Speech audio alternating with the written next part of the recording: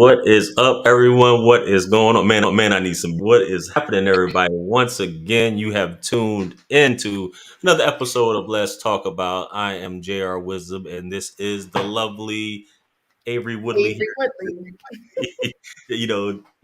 Coming at you guys with another topic again. I appreciate you guys rocking with us once again. Sorry I couldn't make it with you guys last week.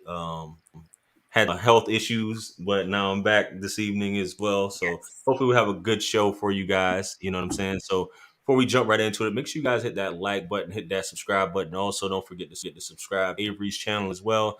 It's linked in the title of this as well as in the description. Go ahead and click that right now if you don't mind, and go ahead and shout out where you're checking in from. We'd love to hear where you guys are checking in from.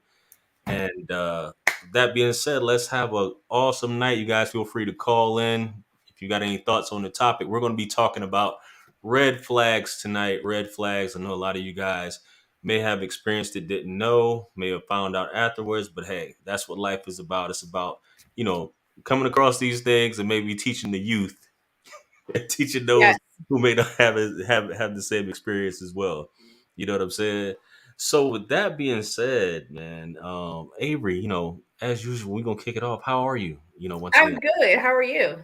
man, I'm doing, living the greatest days of my life. Like I was telling you offline, I think a lot of people as well. I've had some chest congestion, so we're gonna Right. rock with it. You know what I mean? I'm still feeling awesome as usual. So, Good. we did we come across it? Was it another week? Was it another holiday weekend? Or was it just a Did we weekend? have holiday weekend? Oh, we did. We had 4th of July, Independence Day for those that celebrated. Yeah. Right. That Yeah. was that last weekend. I don't know. I'm tripping. How? I don't know when. You know what? Look, I don't know when it was. I'm still over here getting situated. Yeah. I'm here getting sitting Indian style that I'm gonna get stiff, so I'm just wiggling around. But Yeah. yes, it was the 4th of July, and then you had the little congestion or whatever. I can still hear it a little bit in your, in your throat, but I'm glad that you're Yeah. back. Need some halls, maybe. Yeah, you So need a hot toddy. yeah, I heard you're like the was that from Starbucks? Now, come on, a hot toddy? That's not Starbucks. What is that? What is No, it's that? old school. So it's You like can a get it from whiskey. Starbucks, right? No, it's like whiskey or bourbon, and then you Oh can shit. add like echinacea. You can add like a hot tea. I mean, you make it hot, like whiskey, bourbon, honey. You can put different kind of little, medicine type things in it. Some people put cough drops in it. You drink it. It's to clear your chest of the congestion. You drink it, you sweat it out. It makes you sweat, and it makes you tipsy, and it like knocks you out. A hot toddy. I don't Come know on why. now. I feel like I heard that. I'm sorry. You've Forgive. never heard of a I've, hot I've heard toddy? I've heard it, but I thought I heard somebody say, "What is it? A medicine? What is it? What? That's a medicine ball. Is that what it's called? Medicine ball." I don't. At Oh, Starbucks. Somebody can chime in if y'all know what I'm talking about. But I heard oh about yeah, hot and toddy. you know what? Sorry, we're all over the place. Yeah, You're doing the little echo thing again. I am. Is it Yep. really bad? No, it's not really bad. It's like every 15 words. It's weird. We'll Yeah, just rock with it. And if it does it a lot, then yeah. I'll yes, make. somebody said, look, whiskey and lemons. Yes, you need to make a hot toddy. I heard It's it. I heard it. I just confused. That sounds like with the whiskey, it knocks you out and all that other good stuff, huh? yes. Drink it, get underneath the covers, and yeah, you sweat it out. Vicks vapor rub on the bottom of your feet. Back in the day, Mm, my parents said that their parents gave them, like Vicks, like a teaspoon of it. You eat like a teaspoon of absolutely. Vicks. Oh, but you know about that. I know about that. I know about take actually eating it. Yeah, I was just like, because I used to be like, why we got to do that? And like you said, put it on the bottom of the feet, throw it Mm-hmm. on top. Always keep the socks on. But wow, Yep. I've heard that term. I don't know why I thought about Starbucks. I was thinking That's about a red. That's a red flag. You that's a thought a red hot flag, toddy. dog. You don't know what That's you a don't know. red flag. You thought hot toddies had something to do with Starbucks, and I drink Starbucks. Maybe like once a week, but we cannot give them credit for hot toddies. Yeah. Say less. Say less. Okay. Well, for those of you that don't know, she just put me up on game as well as you guys. You can definitely try that out. You know what I'm saying? I just been thugging it.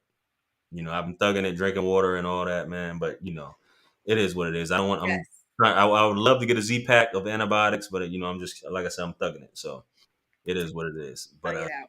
I'm gonna, it's all is well, all is Thug well. it out. You know what? Thug it out like some people are doing these relationships. Yeah, good one, good one, good one. It's a fear of some people just don't want to be alone, Avery. You know what I'm saying? I just think that could be it. That is You at know, yeah, I feel like we jump. That's the stream, guys. That's the biggest red Hmm. flag. Is some people just don't want to be alone. Run. If they don't they like being don't alone, run. The end. they don't want to be alone. Facts. You know what I'm saying? So these red flags, guys, like I said, hit that like button, hit that subscribe button as well. Go ahead and check. I see a lot of you guys in the chat talking about your girl watches me too much. Tell your girl to keep watching me. That's good stuff. Shout out to you. Tell her don't stop watching me. You know what I mean? Make sure you guys check in. Obviously you know where we're from already. Check in where you're from, guys. We want to hear that in the comments. But Yes. Avery, just to kick it off. Mhm. So when back in, I know it's pretty common. A lot of these things you may hear from your clients and things like Mhm. that. But when you got back into the single world initially, back when you were in the single world, what were you able to recognize a lot of these things right off the bat based off of previous relationships, or how was it for you?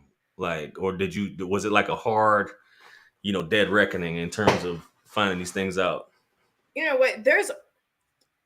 There have always been some initial, what I would say, red flags, right? When you come in contact with people or start a relationship, friendship, or whatever. Some of Hmm. the ones that I have seen more, I would say almost like a pattern of, or that I am more aware of now, I think those came through my own healing, which sounds weird, right? So once I kind of worked on myself, which I'm still doing, right? Because I probably have red flags to people, right? So, but anyway, once I really started to work on myself and sit with myself more and had more introspection, there were certain things I realized about myself that I could now see in others, right? Things that I had to get rid of that stand out like a red flag in other people. And I'm just like, oh no, like I just passed that test, right? I don't Hmm. want to go through that again. So it was more of those kind of things. It was some red, and then it was some red flags as I started to connect more to my femininity. I realized that when it comes to like the masculine and the real masculine, right? Not the harmed masculine or the hurt masculine or the toxic masculine, whatever people want to call it. So when I started to connect with men or meet different men, there were certain flags that came out, and I'm like, is he really who he says he is? As far as when it comes to like men, and some guys feel like they gotta really talk, they have to like really play it up, like, oh, I make this amount, I do this, I can buy you this, I can buy you that. That is a red flag, because to me, if you are a man, if you are confident in who you are and what you do not have to sell yourself, Mm. right? You should all your work and who you are, your character and everything should speak for itself. You do not have to say, oh, I got this, I have that, and Right. run down this list, and also like basically go over numbers, right? What you can do for me, and like, oh, basically I can buy you. That is actually a turnoff for me. That is a huge turnoff, and there's some more that we'll get to throughout this. But that is a huge turnoff. And I do say that social media plays a part in that, right? Indeed. Because you have now a lot of women who are like, oh, he has to do this, can he give me a bag? Can he do this? Can you do this? And then you see all these relationships with celebrities and the extravagant gifts and the songs, like if he doesn't fly me out, if he's a broke whatever, don't give him this. So now guys are like, hey, up front, I can buy you red bottoms, I can buy you Chanel bags, I can Right. do this, I can do that. I vacation here, I vacation there, and I'm sitting like looking at him like, can I have a conversation with you? You know what I'm saying? Like, can Mm. we laugh? Can we sit in silence and be comfortable? Can you sit by yourself? Do you always have to be seen? Why do you wear all your jewelry and everything from head to designer from head to toe? Would you be comfortable driving a minivan? Would you be comfortable? I mean, these are things, but no, these are things that I'm just saying, but it shows somebody's character, right?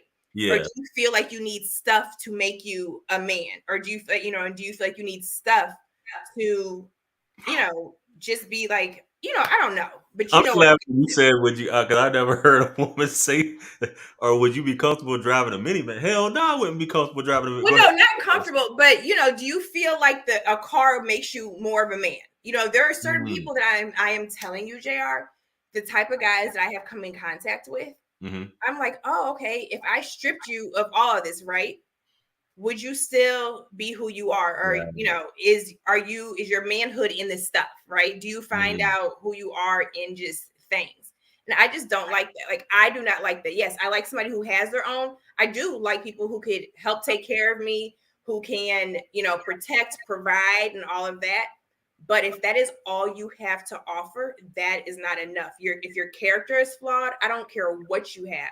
I don't care what you do for me, because that's not going to keep me. And that's also not what I'm attracted to.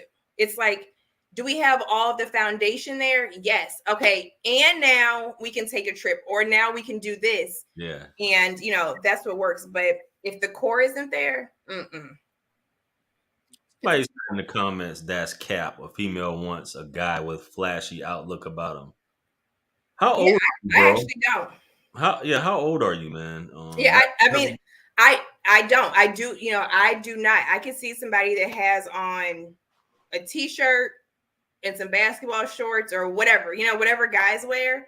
And I'm like, oh, okay. But just because he shows up in, like, dripping in diamonds, I'm like, not that that's a turn, not that it's an immediate turn off, but that's just not for me, right? I Right. just feel like there's a time and a place for that. If you're not going out, if you're not performing, if you're Yeah. not doing, I feel like it's a little bit too much. And when you feel the need to show it and talk about it and constantly, like, take pictures of it and see what other else people are doing, to me, that means that you're not comfortable in your skin. Automatic first date, in your opinion. Automatic red flags just at dinner. Let's just say, for example, just at dinner, automatic red flags. If they order salmon and they say salmon, Oh, okay. Off top. no. Off top. Give me some salmon, some pink salmon. If they say salmon, That happened? it's over. That happened? You know what? You would be. We're not going to talk about first dates. I really, when I was, like, in the single world, I really have never been like a dater, right? But so people approach me differently. I will say, like, guys approach me differently. Initially, I get a lot of I get first date offers for, I'll fly you here. Let's meet here. Let's meet Damn. there. Which I get, right? Some people don't live here, and we are in a world where people will fly to meet people.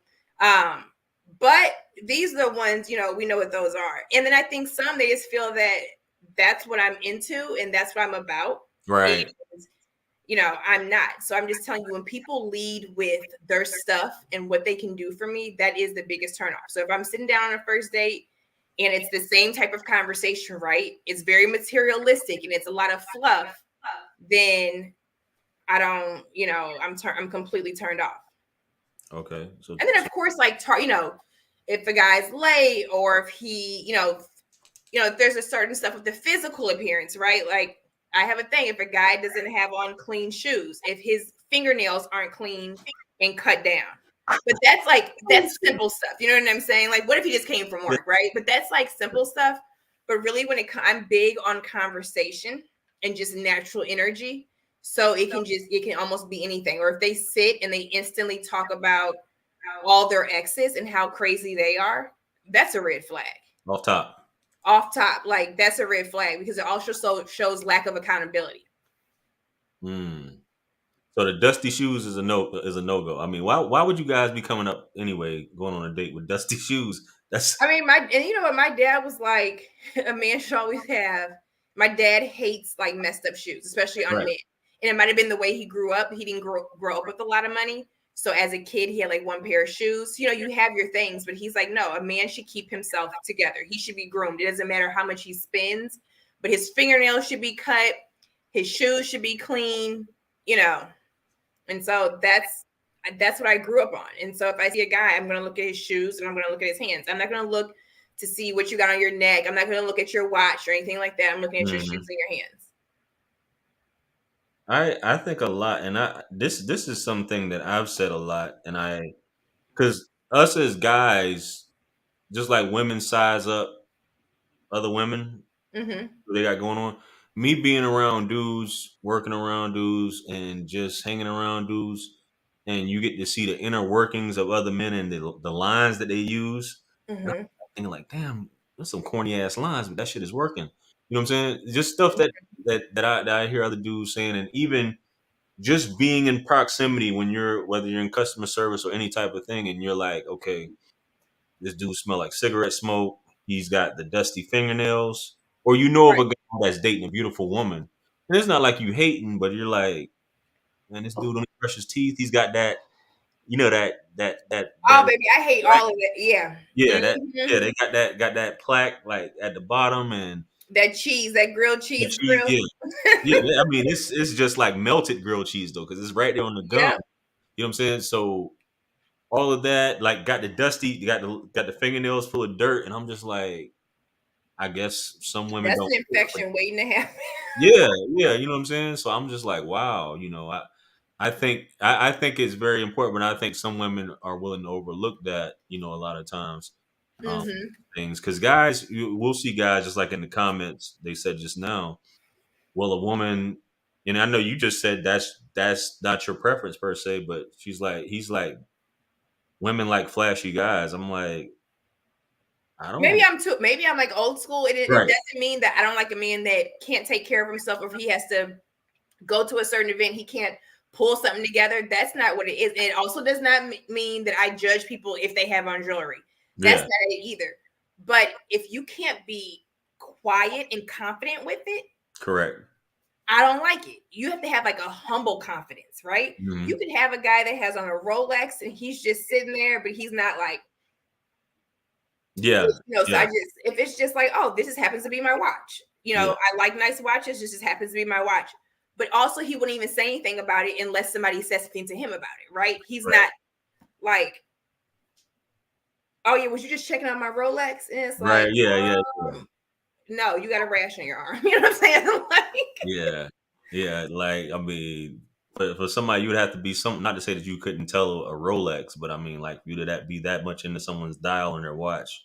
right, It's something completely different, because I couldn't tell a Rolex. I mean, not, but that's just me at the end of the day. I couldn't look at a right. watch. Well, that's a Rolex, because I really don't care. You know what I mean? So I get Hmm. what you're saying, Yeah, in it just terms of that. depends. It's just there is nothing to me. There's nothing sexier than a man who has quiet confidence. He can walk into the room, and it's the same thing with the woman, right?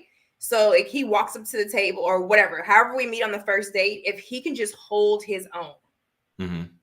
and he is secure and he is comfortable in his skin, and that's what I meant when I used the example of even in a minivan who'd be comfortable. What I meant is say that's what he drove, right? But he's not ashamed. He's not like, oh, I would be a better man if I had a Mercedes, right? I would Right. be a stronger man if I had a Mercedes. So it's like, okay, this is my character in the minivan. I'm solid as they come. I'm a hard worker. I'm determined. And this is who I am in the Mercedes. I'm solid as they come. I'm Yeah. hardworking. I'm determined. You see what I'm saying? Hmm. Like, and yeah, it may feel good to pull up in it, but it's not, they don't feel that they have to have that to be a good person or to be a good man or whatever. Gotcha. So him talking about, which I think is pretty common, what you said. Him talking about his money. I don't know, and it's surprising enough that there are guys that still talk about their money and their, personal possessions and things like that. I mean, do you Yeah. think that they say that because they perceive some women a certain type of way, or is it just an insecurity once again? I think it's both. But honestly, I think with me and from conversations I've had with people, right? Conversations I've had with other guys, conversations I've had with friends, they're like, well, no, Avery, people perceive you this way. Right. And like I told somebody, no, I don't want to be in a relationship with a man that's broke, but I'm not going to be in a relationship with a man just because he has money either. Right. There is a complete difference, right? And Hmm. so, and it's also like, and when I say broken mindset, broken spirit, broken financially, all of those things. I just mean like broke, right? But I also, if he has money or has certain assets, that's not enough either. It's like, oh, okay, good for you. You're successful. And are you a successful piece of shit? Or like, Yeah. Yeah. are you successful in growing? Are you healing? Are you, you know what I'm saying? How is your character? Do you have morals? Do we have anything in common? Mm. So can we be friends? Is there any type of substance there? Not just money. What about you? I mean, I know we'll get into more red flags, but like some initial red flags. So I said mine was like the material thing and men leading with and talking about their money. So what's like an initial red flag for you with women? Man, off top, you already said it. Let me stop saying off top. Excuse me. Off the top, um, what I find is, what you said is definitely spot on. A woman that's, if she's late, I remember you you know, said and that. a lot of guys let this stuff go by, and that makes them look, I don't want to say weak, but it's just like, it's when she's late. When she's late, Okay. or she doesn't buy it, because to me, you're disrespect. Unless there's something that happens when you're late. It's and you're basically like, I'm the woman. I can be late. It's perfectly fine. So on and so forth. Especially when you knew days ahead or whatever, things like that. That's a red flag off top, because that just tells Right. me that. And I don't think, whether you can say, well, it might have been a one time thing. We got phone calls, especially if you can't communicate that, hey, that this happened or this is going on, Right. and you're just like, I'm just going to show up because I don't want to look thirsty. I don't know the thought process of why women do, or why some women do that. Some women do that, whether they feel like it will make them look thirsty. If I Mm-hmm. show up on time, or if I'm there early, I'm gonna look like I'm waiting on him or something like that. Nah, I feel like you should be not, and I hate to say like a job interview or whatever, but goodness, like, if that was a man that you may perceive, in my estimation, a man you may perceive to be a celebrity, or someone that is very busy, that you idolize, you would be Mm-hmm. there early. But I think people, either there's lack of interest, or it's just like, I really don't care. But that, to me, that's super important, because I will leave. I might not have used to, or accept all the excuses, like, Right. okay, and you sitting back waiting, and sometimes a woman might not even show up. She'll say all this stuff, but it's just like, Right. but that's one for sure. Mm-hmm. A woman who basically, which I agree, not agree, but I always say that a woman is supposed to do 70% of the talking, Right. 75% of the talking. Women love to talk about themselves. Yes, we do. Just, No, I'm just yeah. kidding. So I'm gonna let her talk. But if she's just, as things go on, and that's all she's talking about, is her interest is just, and even now I have conversations with some women, and that's all they do, is they'll just talk. I had a conversation with a woman a few weeks ago, and Mm-hmm. she sat there and talked about her entire, like, I know this celebrity. I know this celebrity. I Oh was I my was on a video God. chat with her. I know this celebrity. I grew up in this place, and I was doing this, and everybody in the city knows me, and all this. And I'm just like, you're in your. Let me stop. Yeah. You're in your 40s, and you still got this mindset, or I have this. I have this. I have this. And I was just Mm-hmm. like, okay, you took the talking to the extreme. You just talking about everything, and it's just like, after a while, it's just not attractive, because she was just like, as if it was making her look important. I was here for this. I used to do this. I used to, Yeah. I used to run. I used to hustle, and all, just all. And I'm just like, okay, whatever, It's man. like, why are we? Why, first of all, why are you telling me this? That is the same thing. It's that groupie mentality, right? I Yeah. hate groupies. Right. Yeah. Yeah. Okay, hate's a strong. Okay, and we know if I don't want anybody to be like, "Oh, Avery, you're a personal coach talking about healing." You shouldn't say hate. I hate groupies. I know you really technically don't hate anybody, but I hate that groupie mentality. Men and women, or people want to call them, and it's not even necessarily a clout chaser, right? But somebody's sitting there, you have that groupie mentality, and it's Yes. like, "Oh, I used to do this, I used to do that," and it's like, you old hoe. Like, remember we talked about those old hoes, and it's like you're in your 40s Damn. and you're still talking about clubs and who you ran with and what you used to do with, Yes. like, you're like, do you want to be in the streets? You sound Yeah. like you want to be in the streets. You are about that street life. It's the same thing. Like, I will have guys that be like, oh yes, I know this person and this person is my boy, and yeah, I was traveling and went to this guy and went to this dude's party, and I know this chick. I'm Right. like, but do you know yourself? Like, let's get like, Yeah. and why are you telling me? Because I don't care. The more you're Yeah. talking and yapping, you're selling. Like, what are you trying to sell me, right? You're trying to sell yourself. You don't have to do any of that. Like, just Women show up. especially, yeah. Women definitely don't.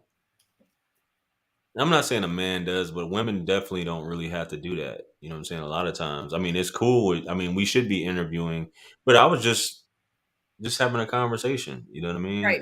Going off onto that, going off into those things that doesn't really impress me because I didn't grow up in that era. For Right. lack of a better term, I didn't grow up in that era, Yeah. but that's one thing that that her being late, that conversation where it's just basically like, let me just talk, go on. She takes the 75% to 150. You know what I'm saying? It's Mhm. just like, okay, Yeah. um, this isn't therapy session, but which is another thing we don't dudes. I still think, and I had to learn the hard way, like what you said, the whole red Mhm. flag about when you talk about your exes and stuff like that, because I didn't Mhm. know any better or Mhm. whatever. But once upon a time in my younger days, but the same thing, some dudes will use that as a tactic to kind of disarm a woman to get her to talk about, things like.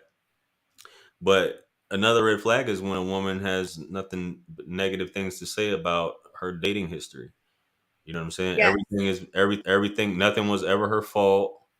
Mhm. Nothing. Everything was the guy's fault, and she's basically been above reproach in Yes. that aspect. And you talking about that on the first date, which I try to shy away from those things Yeah. of even talking about. Which people's like, you should talk about dating history and all this stuff. I try not I to. don't think, I think on the first date, you guys, initially, if you're just joining us, we are talking about some of our initial red flags, like first date red flags, right? We know that there are a lot more that come and that show up. I feel like everybody has some sort of red flag, right? But there's more that will show up as you date somebody and develop a relationship. But we're talking about like our initial, like, first time hanging out, first few times hanging out, like JR said, he doesn't like a woman that is late and that does not respect his time. Also, she doesn't communicate it or does not show, like, hey, I'm running late. Right. This happened. I had to stay, late at work, or I was in traffic, or just doesn't show up. I said, and then a woman who's like, oh, I've been, with this person, hanging out here. We don't like people who do that groupie talk, right? And Nah. I don't like guys who lead with, their money, how much they make, what they can do for me, what they can buy, and they're like trying to show their pockets, how deep their pockets are, instead of showing me who they are. So these are Indeed. our initial kind of like first date conversations. And then you said the whole ex conversation. Indeed. I think, I don't believe in talking about some of that stuff during the first time meeting, or, the first initial first dates. But let's talk about that, because that is something that kind of that does pop up, right? And we're not Indeed. saying that you guys should not talk about your ex. You may be able to relate to someone, or they may say something, may say, oh, me too. But like JR said, when a woman's like past relationships, nothing's ever her fault. She's Right. above reproach. Something's always wrong with the guys. Does that really make you, that's kind of like, I mean, because I know it's bullshit from coming from. I mean, at some point, I think men, regardless, even though they talk a certain way, and women hmm tend to sympathize with women. Men hmm tend to sympathize with women, and women tend to sympathize with women. hmm I'm not saying that women. I'm like I said, some he-man woman haters will just go off and be like, "There's nothing good a woman can do at all. She can't do nothing right." You know, Right. I just think it's natural for some people when you listen, because some women just have a natural way of reeling you in and convincing you of, hey, I was done wrong, I was done dirty, so on and so forth. And we tend to want to like be defensive about it. I mean, or basically want to help her in some way, shape, or form, or be like, oh, how could he have done this? How could he have because like I've said this on my channel in the past, a lot of women that I've come across have been assaulted at some point, hmm both ways, been assaulted both ways, hmm sexually assaulted and or a victim of domestic violence. hmm Mostly every woman that I come across or have a situation with has been a victim of sexual assault, some way, shape, or form. And Right. I've had conversations uh, about why I attract that type of woman, or why I am attracted subconsciously, because hmm you don't know until you actually talk to someone. You're like, okay, this actually happened, or hmm because I can't say, oh, you were sexually, this happened to you. Let me go ahead and shoot my shot at you. You know Right. what I'm saying? I forgot where the hell I was going with, with this, but Oh, we're talking about people that come into like meeting and they're talking about their exes, or when women can yeah, really okay. be I'm sorry. talking about like, oh, my ex did me wrong. Right. So I think that we tend to want to believe women. A lot, Hmm. not that they shouldn't not, but it's almost as if like, okay, she's an angel. Yes. She didn't do anything wrong in this Hmm. situation. But I've come to learn that it can't always be that you didn't do anything. You know what I'm saying? This may have happened. You know what I'm saying? But somebody had to have cheated. You had to have cheated somewhere down the line. I mean, Right. when it comes down to cheating, who are dudes cheating with? I'm talking about heterosexual men. You're cheating with a heterosexual woman for the most part. But it's just like if you're cheating, who's cheating at the end of the day? Hmm. What's the reason? So I just think that I listen out for things like that, and I'm like, okay, well, here's the situation. Okay, that she's talking like this already. That's a red flag. I Yes. had a woman the other day was talking about medication she was on, all the medication she was taking. I was like, God, dog, and I'm dead ass. She might be watching right now too. Uh, Let me stop yes, laughing. Look how serious my face just no, got. she was dead ass talking about like the medication that she was on. You know what I'm saying? And I'm not trying to put her out there, but I'm like, baby, you know what I'm saying? Like, damn, you know Mm-mm. what I'm saying? You on all this you on this type of medication? You guys cannot lead with that, and we're Yeah, not saying completely bamboozle people either. You know what I'm saying? Like there's yeah, certain things that you do need to bring up, but there's levels to it, right? There are definitely levels to certain right, things you disclose that early, that yeah. early on. She But said I that. want to get back to the whole X thing, Go ahead. right? Because men, you're right, men and women do it. Women, we definitely know when women, I don't want to say this, tell a story, because Right. I Yeah. know several women that have been assaulted both ways. And I know several women who are completely full of shit, but I said it anyway, who are Hmm. completely full of crap. But because of the world we live in, they are a woman, and whatever they speak, their narrative, people believe them, Correct. right? And people sympathize with them. My problem with that is that it then takes away from, when it comes to like something like assault, right? Women who have actually truly been assaulted. But for women who just want to ride that Me Too wave, and when I say Me Too wave, I mean just in general, right? Who just want to ride the wave of Yeah. I'm a woman and I'm above reproach, like JR had mentioned. I walk on water, and whatever I say, people are gonna believe, right? People are gonna believe I'm good because I'm a woman, and the man is evil, right? So it's always good versus evil. But I know a lot of evil, manipulative women, right? Who Right. will bring people in, they'll start to feel sorry for them. And I'm like, that's a whole trick. Women are, people want to use the word narcissist all the time. Women are narcissists. Women are just as toxic as some men.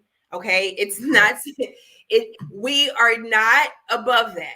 We are toxic. We are narcissists. We are manipulators. We can definitely be those things. Women can be abusers. Women are abusers, whether Absolutely. it's physical abuse, whether it's emotional abuse, whether it's you're in a relationship and you're withholding sex. That's a whole nother thing, right? But women can do those things. And the same thing is with men. When I am talking to a guy, if it's always his exes who are to blame, not if it's like, oh, my ex is crazy, it's not only okay, why is she crazy? Was she crazy before you? Or was she crazy after you? Are you flipping the script? And also, why are you sitting here with me blaming, it sounds Correct. like you're like you're bitter, excuse me, and you're not over that, right? Absolutely. Because why are you still pointing the blame? Even if it was the situation and she was 100% at fault in that situation, right? Why are you not past that? Why are you Right. just not like, you know what? Yeah, my ex and I, we had some problems, things happened. We weren't able to see eye to eye, whatever, right? Instead of being like, she did this, she did that. So when you're passing the buck like that, and when you can't own any of your mistakes, or if you can't say, hey, guess what? Yeah, situation went down. I feel like this person did me dirty, But hey, overall in the relationship, we still had other problems. I played a part in them. Like when it comes to like my marriage, I'm like, yes, things went down, but regardless of what happened, I still had my ways about us. I mean, I still had my own ways and had my own damage that if I would not have worked on that, the relationship still could have failed. You know what Correct. I'm saying? And that's what people can't do. They can't understand that that it's two people. Or say it's a situation where there's cheating, right? It's not just, oh, you're hypersexualized, you just want to go cheat. But Right. if you're at home and you're not talking, there's lack of communication, somebody doesn't feel wanted, somebody's withholding sex, all that kind of stuff. It makes it a little bit easier for something that you may have once been against, but it makes it a little bit easier to be like, I've tried to talk to my partner about X, Y, and Z, but now, like they're leaving, but now their ways are kind of pushing me out there to do whatever. Like, own your shit. Like, if you messed up, own it. I always want to hear about people's like F ups. The more I get to know somebody, I want to hear, like, tell me about your hardships, right? If you don't have any, that's a red flag. Like, I don't want to be with anybody that hasn't been through anything. Facts. Like, and it sounds crazy. If you have not been in the trenches, I cannot date you because I want to see how you handle adversity. How did you come up? How did you rise above? What did you learn from it? You know what I'm saying? What did you do so you don't end up back in that situation? Are you blaming other people for your circumstances, for what happened? Or are you taking ownership? Okay, I know I just went off on a tangent. No, Sorry, you're guys. good. I'm just taking notes of what you're saying. I had some hot sake. Like, if you listen to the beginning of this, I was like, my red flag, blah blah. Look at It was the hot sake. Sorry. Avery drinking hake, guys. If y'all haven't had it, y'all definitely need. What kind did you have? Apple? What's up? Peach? No, I didn't even have a flavor. I just Oh, was you at just the had a regular. side Oh, spot, and I just had straight hot sake. Give say it to me say less. straight, no chaser. Oh, you fancy. Avery fancy drinking that hot sake. I know that's right. Somebody said due to the trenches. I just meant like if somebody hasn't been through anything in their Yeah, life. and Yeah. I'm gonna play this because I got it on here. Because when you were talking, once again, that reminded me of a video that Kevin Gates once again was talking about. He doesn't want to be with a woman that hasn't been through anything. Um, Yeah. Everybody got all upset and, well, the usual suspects.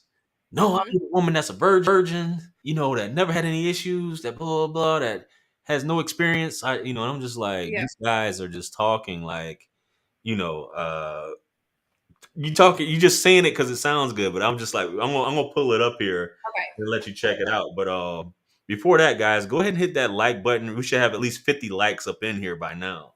Sheesh, you guys are being stingy. Stop being stingy. Hit the like button. Hit that subscribe button. Subscribe to It's Avery's channel. free.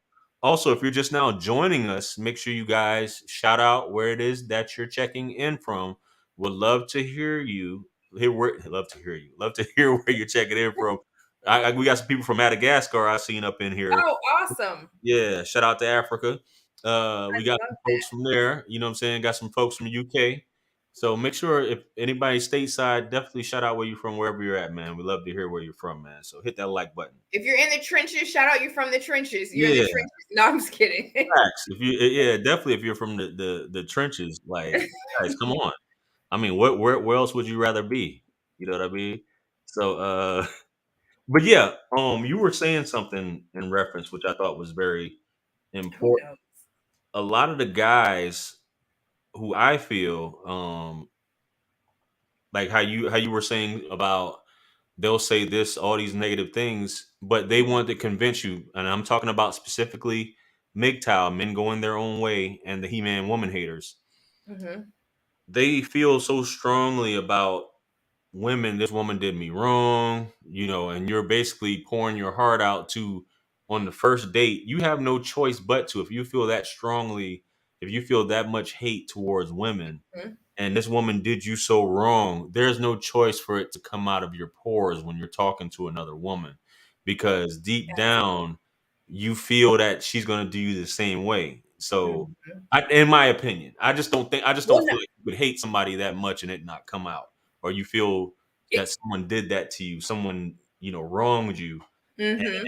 yet still you can claim, hey, I'm still pumping and dumping, That's what these guys like to use, Right. the terminology. You're still having sex with all these different women, and they're loving it, and you just basically just do it so easily. Not to say that you can't be a ladies' man and hate women, because some women will say that about men. You must hate if you're using them. Mm-hmm. Um, narcissist. Obviously, you're just using women for sex. It's all about you. You hate women, so on and so forth. But Mm-hmm. I just feel like if it truly was the case, if you really do like she did me wrong, she did this, all women must pay. You know what I'm saying? Right. I just can't see it with a telescope that you're so successful with women.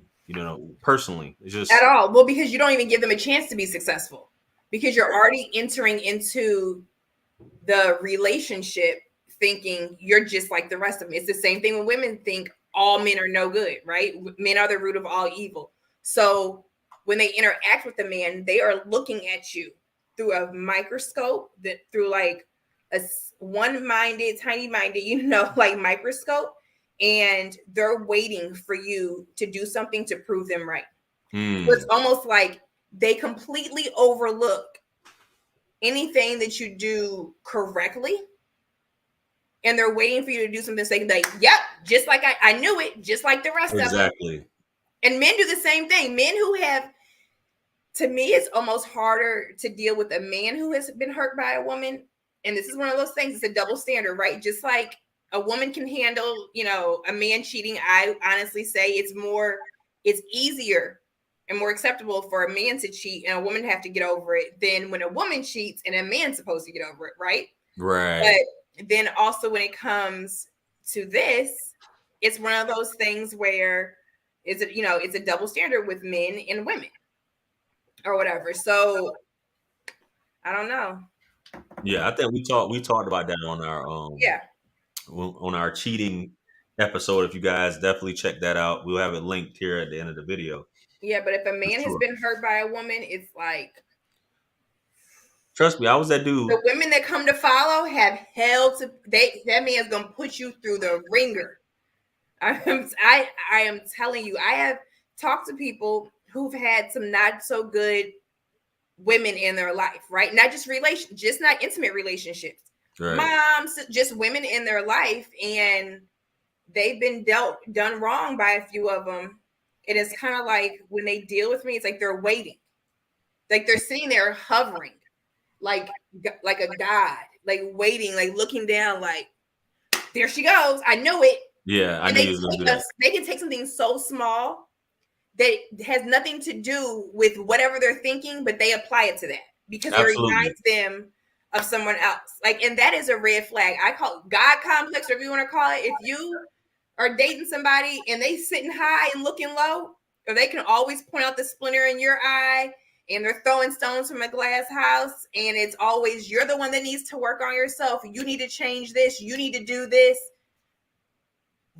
Run, get up out of there, because there's nothing you can do that will ever be good enough. They will always be waiting to correct you Right. and to fix you, because they're perfect. They don't want to fix themselves. It's easier for them to point out everything with you. Yeah, I don't being with somebody like that. I walking on eggshells or feeling that your partner is going to correct you or do these things. I don't see how people just sit in that turn. That's like a living hell. You know, Oh my gosh, it's but the some people worst. do get divorced or separate, but um, It is the worst. Yep. yeah, I was like I told you before. I'll be the first one to because I'm definitely not perfect, and that's what you know. I'm all about being as honest as I can from my Right. perspective. I'm gonna be subjective because it's coming from my point of view, but I could definitely say I was that dude. I wasn't like the looking over. I'm too perfect. This, that, and the third. But I think a lot of things that I had learned from my marriage after the fact was you know um, I wasn't a good husband. You know what I'm saying? Mhm. At all. I was a child, and I'm not making excuses, but I was a child. I should have never gotten married Right. uh, because I didn't know what I was doing. I didn't have anybody to teach me. Mm-hmm. When it did come crashing down in the situation that I was in, I was like, how could she have done this? Blah blah blah. Then with all Right. the divorce stuff, and so I was bitter at a certain point. Mm-hmm. Realized I had to actually go through.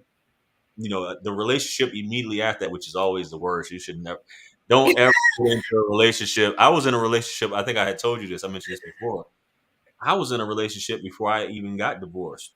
Right. Because we were separated. We were still married, but Right. she was doing her thing, out there, and I was like, well, shit, I'm not about to sit here and wait for you to come home or wait for you to whenever you get around to signing the divorce papers. I was just like, yo, gotta get mine. You know what I'm saying? Yeah. But I wasn't at a point where I should have just handled my divorce and because I never experienced anything like that, which is what a lot Mhm. of people do. That's the wrong thing. Yeah, we've all like I think I did it, it was like towards the end, started talking to people, and that's a whole nother stream. That first relationship after like a significant breakup is Yeah, wild and yeah. It's not good. It's not good for anybody. And it's like an you experiment. Honestly, it is truly like an experiment. Even if you've had time to heal or grieve from your former relationship or anything like that, it's just your first one back in the game is an absolute shit show. yeah, and and if you have someone, fortunately, you do have some women who are able to recognize in a man. But some dudes will be like, unless he's really at that point where he just doesn't want drama, some dudes will be Right. like, I don't care. You know what I'm saying? I don't care if she's going through a divorce right now. I don't care. I don't care if she's just out of a relationship. I'm just coming in there right now. Maybe he might try to save her. Maybe it's just a sexual thing. Maybe he's taking Mhm. the situation. But that's just another thing that I feel is just going to be a waste of time. Also, when Yes. I think a lot of men should be more aware of when you're dealing with a woman that just got or is going through going through a divorce and or just got divorced. Mm-hmm. Then because there's still things there, but I didn't do better, you know what I'm saying? But I know now that that's definitely not the move, you know, making that decision. So I just wanted to say the reason why I said I just wanted to say that I was that bitter dude Mm-hmm. at one point, and couldn't let it go because I just thought I was right. You know what I'm saying? Even though we were both wrong in the situation at the end of the day, which I can admit that. But Right. I'm Oh, gonna, I I'm gonna definitely was like, I've definitely been a walking red flag.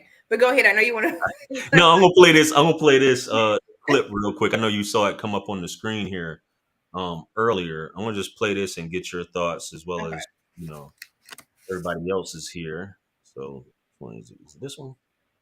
Yeah, there we go. So we open that up here. I'm probably gonna let me mute the mics here.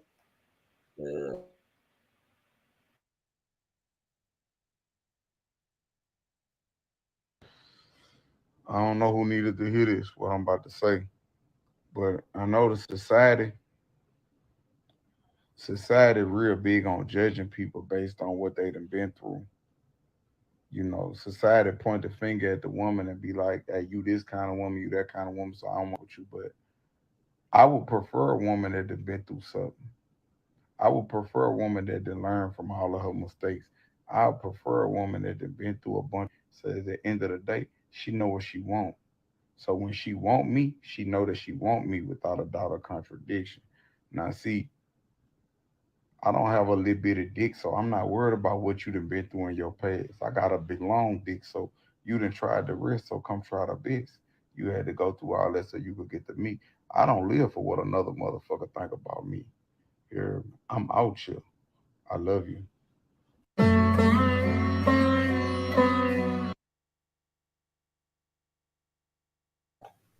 Man, so Avery, where he went on to some other stuff, but what do you think about that? I know we kind of As discussed that. Mr. Gates does, he's gonna go. He's gonna go deep. You got to find the gems in there. But Yeah, no, earlier when I said, I know you guys were laughing, like somebody said, "Oh, she wants like a hood dude in a mansion." When I say the trenches, the trenches of life, the storms of life, right? I've heard somebody say before, for example, for those of us who fly and who get in airplanes, I don't want to be flown by a pilot that hasn't been in a storm. correct.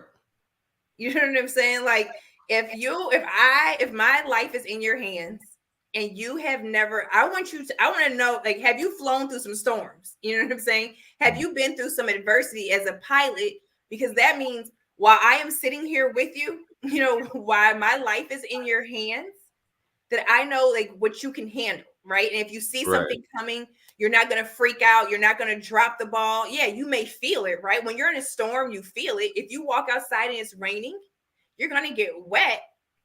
But is it going to ruin you? Is it going to destroy you? Or can you handle yourself? So when I say trenches, you all, I mean the trenches of life, the storms of life. Have you been through a storm and came out on the other side, right? Have you been to your rock bottom and came up? Have you been through hell and back? I want you to have been through hell and back. I want to know about all of your storms and how you came, and how you came out of them. I want to hear about your F ups and how you own them. Not like she did this, but Correct. like, you know what? Like, no, this is what happened. Did you learn from it? Are you still bitter about it? Right. So I agree. Like, to me, like, yeah, I don't want to be with a man at this point in my life. I have been through too much, right? I want to be with somebody that got some skin in the game. Yeah. There's some skin in the game of life, right? And who is real about it, who can talk about it, who has accepted it. Because sometimes you can meet somebody, we have a lot of people who are on this fake healing and fake, like, oh, I'm gonna be open and be transparent. But Yeah. like, can you talk about it? Have you accepted it? Have you dealt with it?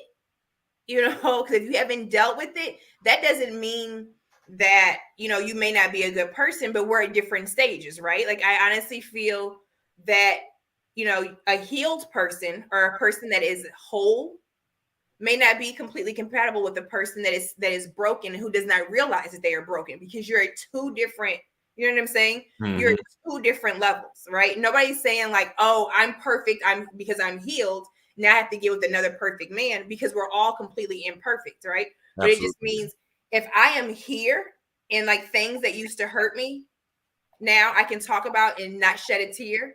I can talk about them and reflect on them and accept them as a part of my life. And I do not regret anything that happened. But if I start talking about it and I can barely get through a sentence and I'm bent over and I'm sobbing in pain and grief, then I might not be compatible with somebody who's talking about some of their stuff and they've really dealt with it. They're past that stage. Mm. So that's just my take on some of the stuff. I have a whole list of red flags. No. Yo, hey, that's good. I mean, we'd like to hear for sure. I know I got my little list. 'Cause I was just sitting here thinking. This is just my personal list, but I think a lot of stuff we were discussing is based off what we learned. It may not be a red flag for some people. They may want to heal somebody. You know what I'm saying? Right. They feel like it's a project, or maybe the person is, damn, she's so fine. I really don't care at this point. I don't care if she's got like, and I'm gonna say this because when I was dating a woman once and she had 3 kids, Mm-hmm. told me she only had 2 baby daddies. Mm-hmm. Trying to find out she had 3 baby daddies. You know what I'm saying? Mm-hmm. Um, because I forgot how the conversation went about, but she had done some treacherous stuff in her youth. About her kids and who, how she was sleeping with when I found this, obviously this isn't first date stuff, but this is red flag stuff later on down the line, which you tend to find out when you're dating someone. Right. Let's Um, get into those. you This sounds good. Let's get said into it sounds good. Yeah, hey, my life's a movie. I think I already told you that, but I tell people that all the time. My life's a movie. No, well, shit, her life's a movie. Um, hell. Mine is too. Yeah, yeah. I mean, I'm just like, but some people you really like when we start talking to some people, obviously we have these conversations with our clients and people who book sessions and things like that, and people that you coach, and you Right. really learn, and you're like, damn, well, my life isn't so bad.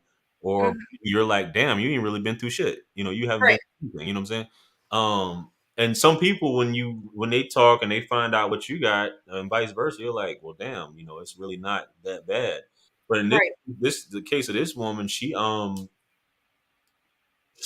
was living with her boyfriend, but she was sleeping with another guy that she met.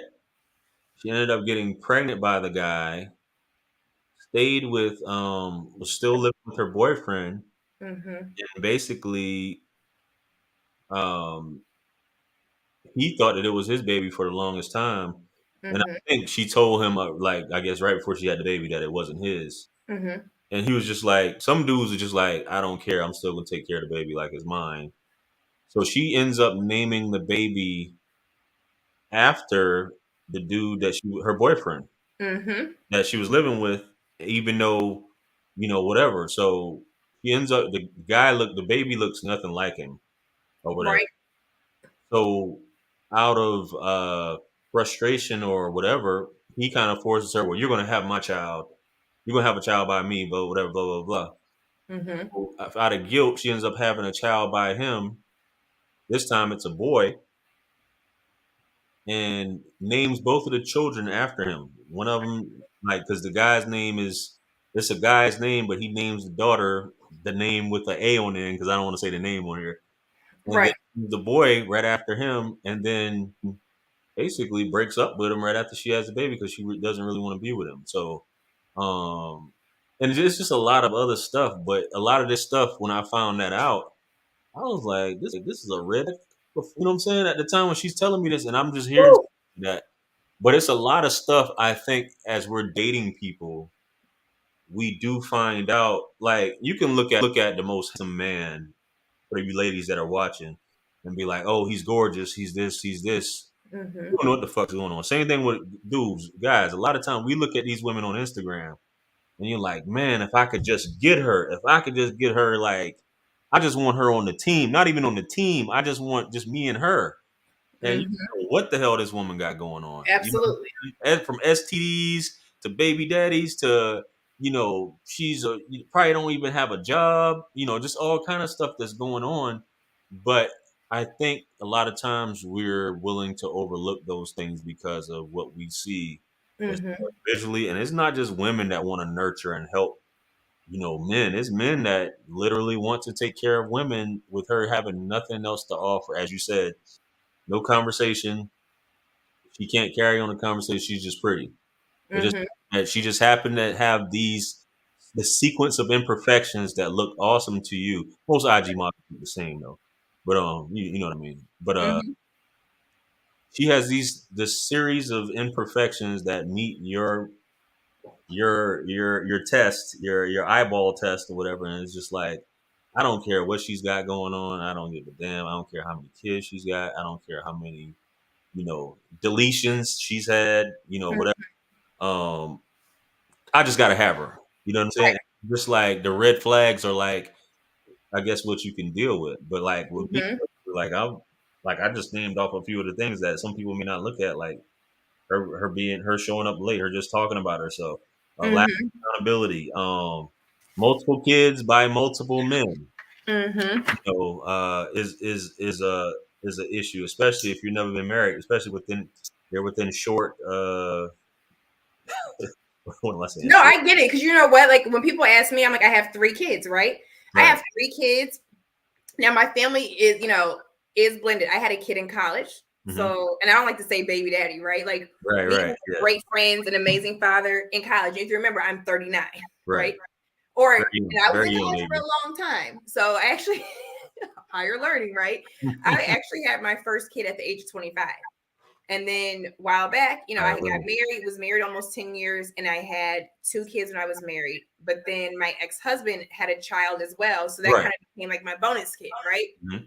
But there was, a span of time in between. But I'm open with that, right? I'm like, hey, this is the thing. But I know what you're saying. I know women who will be like, oh, I have a 4-year-old, I got a 3-year-old, I got a 1.5-year-old, Yeah.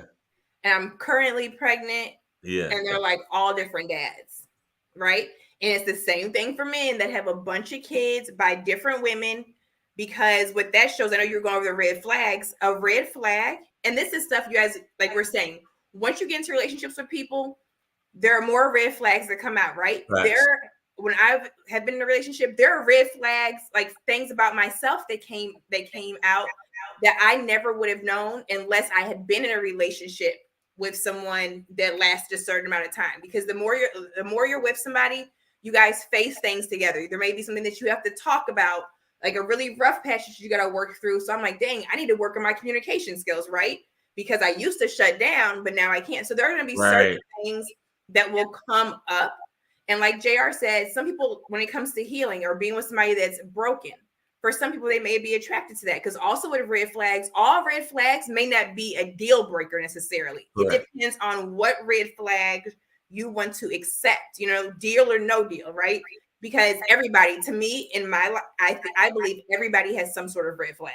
Absolutely. Because we're all imperfect. It's just, what are you willing to deal with? What are you not willing, you know, to deal with? But when you're talking about multiple baby daddies or baby mamas and people who have things back to back or whatever, same thing. Say you don't have kids with any of these people, but if your relationship history is like relationship 1 years, you know, like 1 years, excuse me. I was with this person for 1 year and then we split up and then I got with this person. It was like 2 weeks later or a month later. And then you got with this person and then you got with this person and then you got with this person.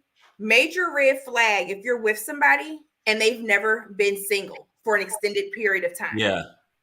And when I say single, I don't mean single on a million dating apps, right?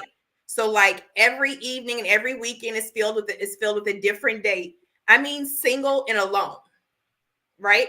Or alone by choice. Single and alone by choice, which means time out. I'm going to take some time out of the dating scene and some time away from being in a relationship, and I'm going to be in a relationship with myself because for some reason my track record Not fail, working. fail, fail, fail, fail. And it's not always somebody else's fault. So let me take some time and see, you know, what's going on. What part do I play in that? Do I really even know what I want? Do I, you know, and get to know yourself, get in a relationship with yourself. That's become whole. And then, you know, like get back to it. I'm not saying stay single and alone forever. But when I get with a guy, or not when I get with a guy, if I am talking to a guy and he's never been by himself, and by himself and he did not enjoy it, I'm running. I'm running. If you don't, I'm running. That's a red flag for me. Because like, why do you always feel that you got to be with a woman? Like, why do you always feel you have to be with somebody? And I don't mean because if you've been single for alone for too long, that's also a red flag. But Yeah. consecutive back-to-back relationships, red flag. I've encountered people like that that have had to constantly be with someone, fear of being alone, insecurity of being alone, even though, you know, that bed must get lonely, you know what I'm saying? But hey, Right. figure it out, especially if it's not working, whether it be you see yourself as being the issue or they, you know, you seeing the other person as the issue. That's still, like you said, that's something to reflect on. Why is this not lasting? Why is this going on and on and on and on? Right. And why do you feel the need, or like, why are you afraid to be alone? Because Are a you lot of afraid to people be alone? understand it's not even that you're promiscuous or that you just want to be, people even use that word, or that you just want to be with somebody, but it may be the fact that you don't want to be by yourself because you're running from something, right? There's some things that you don't want to face because we all know that when it gets quiet in your house and it's just you, it's like, you know, like I'm telling you, you cannot outrun yourself. You can't. You can't. You could try to pick up one of them vices.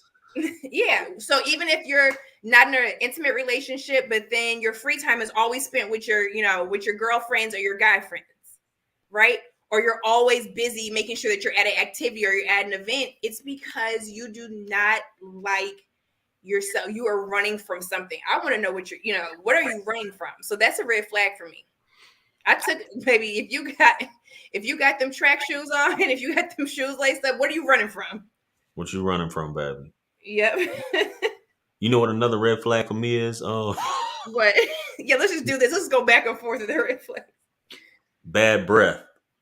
Yeah. Yeah, I think that's like that. That is, to me, that is the worst. You know, initially, I don't even see how you can make it. Excuse me. I don't even see how you can make it past the first date with somebody that has bad breath. That is for a Okay, woman. and I'm gonna get into something. So we're talking about hygiene. Yeah, I know hygiene is one of those things. It's just like I just bad breath is just, Yeah.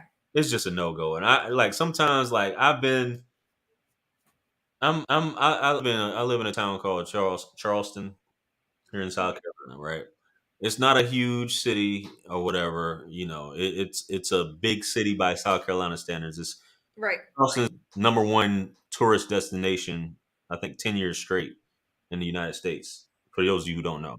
But there's a local celebrity, she's a woman. Mm-hmm.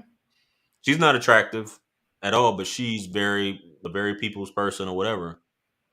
Um Halitosis. Woo, baby. You Isn't know, it something? and I'm like,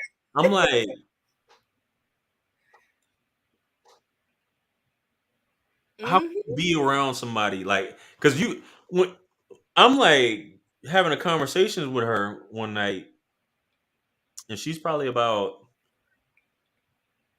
5 feet away, and Mm-hmm. we're talking, and she's sitting at the thing, and I'm just like, this is ridiculous. Mm-hmm. You know what I'm saying? Like, this is really, what man is going to sit? And I've been around. I think I've been around in the past few years. One of my clients, I went to. It was the day before closing, and that was my first time actually getting that close up on her. Mm-hmm. And we were looking over some of her documents for closing. Mm-hmm. Me. And she got right up on me right here, and I got the phone in my hand, and I'm looking at the document, and I'm like, I know she don't got fucking halitosis. I was like, oh, I was like, and then she's got a boyfriend. But I'm just like, it's just weird. I just can't get past that. If a woman's got that shit, which I can say I've rarely encountered women who have that shit on the bottom. Right. You know what I'm Right. saying? Which is good. You know what I mean? But that's a no no. Definitely, further on down the line when you're intimate, obviously, if she has that smell, that's a no go. But some of you dudes will thug it out. I don't see how you do it. Baby, don't get me started on that. Wait a minute, I got some in Well, I my know you do. Yeah, I know you. I know you. I mean, I know you got clients, so I'm pretty sure you. I do have clients, but you know what else? So this is random since we're talking about we're going back and forth, you guys. We're talking Right. about some of the physical or high when it comes to your hygiene, some of those red flags, and then we're also talking about deeper red flags. So we're just kind of teeter back and forth. But now let's Yeah. talk about hygiene. JR said halitosis. I am with you on that, right? If a guy, and I don't mean like, oh, you just ate something and I smelled on your breath, right? Yeah. Not if you just had onions or you have coffee breath or anything like that. But We if talking you're about first thing 7 o'clock in the morning, your breath is humming. 2 o'clock in the afternoon, Yeah, same you thing. know what Yeah. I'm saying? 2 o'clock in the afternoon, 4 o'clock in the afternoon. What is coming out of your system for your breath to smell like that? And then another thing, like I am very picky and I put myself in the chop when it comes to my hygiene, right? I know myself, and not to really get into it, but let's get into it, right? I know women are nasty. I never knew there were so many nasty women until I actually went to college and before I transferred to Michigan State, I went to Xavier in New Orleans, right? Yeah. And it was still old fashioned. So I was in an all girls dorm and we had the community bathroom. So that was my first time sharing a bathroom with other women other than my sister, right? Growing up, we had a couple bathrooms. So my sister and I only shared, a bathroom. And we had more than that. So very rarely were we even in the same bathroom. Right. So I just assumed, and I'm being honest, when a woman is on her cycle, my mom was like, nobody should ever know that you're on your cycle. Correct. You shouldn't go in the bathroom behind a woman and be able to tell she's on her cycle. You shouldn't be able to go in the bathroom behind a woman and smell her. You just in general, right? I understood about when women say like they douche or whatever it's called, it's like, you're messing up your pH level. Like you don't need to do all that. Honestly, that's making it worse. So there's a lot of things. Anyway, it got to this dorm. I realized, I said, women are so nasty, right? A lot of women are nasty. They may look good, and the ones that look good, and they are nasty. And they have their pH is off, whether it's just something with their body, their system's out of whack, whether it's from sleeping with multiple people, whether you got some old that didn't set in up there, like whatever it is. And I know people, to me, that is a major red flag, right? When I taught my women's only boot camp for years, and these women, like we're in there in a gym that had no air, tire flips, sled pushes, burpees, all kind of stuff. I think one time in like over 4 years I smelled someone. Like literally one time. One time. And there were a lot of women that when they sweat, I was like, I had this one client that always smelled like dryer sheets. I was like, you smell so good. Like one time. But now I know some grown men who are in and when I say grown, like over 40, who are in relationships with women who have an odor. Yeah. And I'm like, but to me that's a deal. Like, how can you? I never knew that either. How can you do anything? Or women that don't take showers, right? That I mean, they take showers, but not a lot. Like to me, if you're with your man, say you guys have been out all day, you shouldn't be climbing up in the bed at the end of the day. Even if you took a shower in the morning, you need to take another shower. Do not get in the bed like you have a whole crease and something down there. Like, do not be moving around throughout the day doing all that, and then just go home and get in the bed. Yeah. I think I that last time we kind of talked about this issue where I actually had to tell her to wash her. I think you remember. Yeah, and you was like, no, you didn't. And I was like, yeah, I had to tell her. She would go to the gym and fucking like try to think she can get in bed, and I'm like, nah, that's not happening here. You know, yes, right? You got to go, do that. And then like when she told me when she finally started taking baths, and this is the craziest shit ever. She was like, I never knew a bath be so refreshing. Because she was just so used to taking showers. Now there are women who have different opinions about, well, I don't think women should take baths, or some women will be like, I don't think you should take showers. Some say you shouldn't take baths. Right. I'm one of those women. I don't take a lot of baths, like soak in the water for too long. I do take baths, but my doctor actually told me years ago that you shouldn't sit in the water too long. So if I get in a bath or in a hot tub, I shower first, and then because I'm not going to be sitting in any dirty water, right? Yeah. I shower first, and then I get in the tub, right. And I put, like a few essential oil drops. Right. Women can take some with a little bit of baking soda or apple cider vinegar or anything like that. And then you should only technically soak for like a certain amount of time, so it doesn't, especially if you're, so you're not just sitting in water and letting all that kind of like,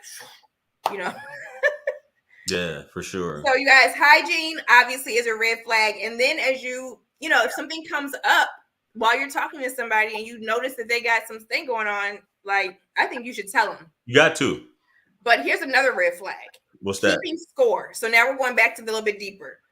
Once you've been with someone, right, and they keep score in their relationship, meaning like they literally keep score on either what they've done for you, right, or on anything that you've done that they may not agree with. And I'm not saying it's like big blowouts, right? Like, oh, but remember you cheated last week? I'm not necessarily talking about that, but anything.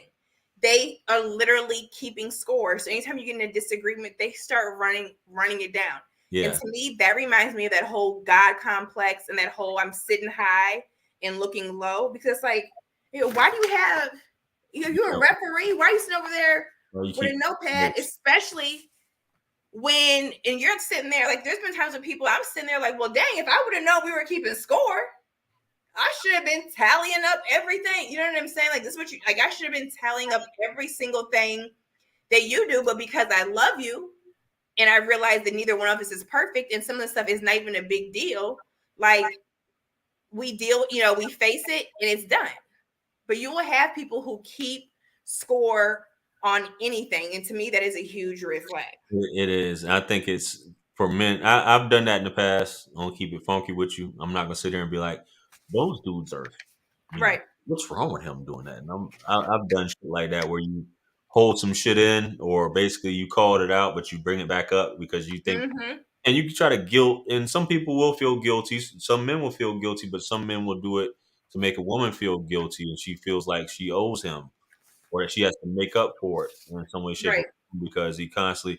And it happens a lot. I know it's happened, and a lot of dudes will use that as leverage.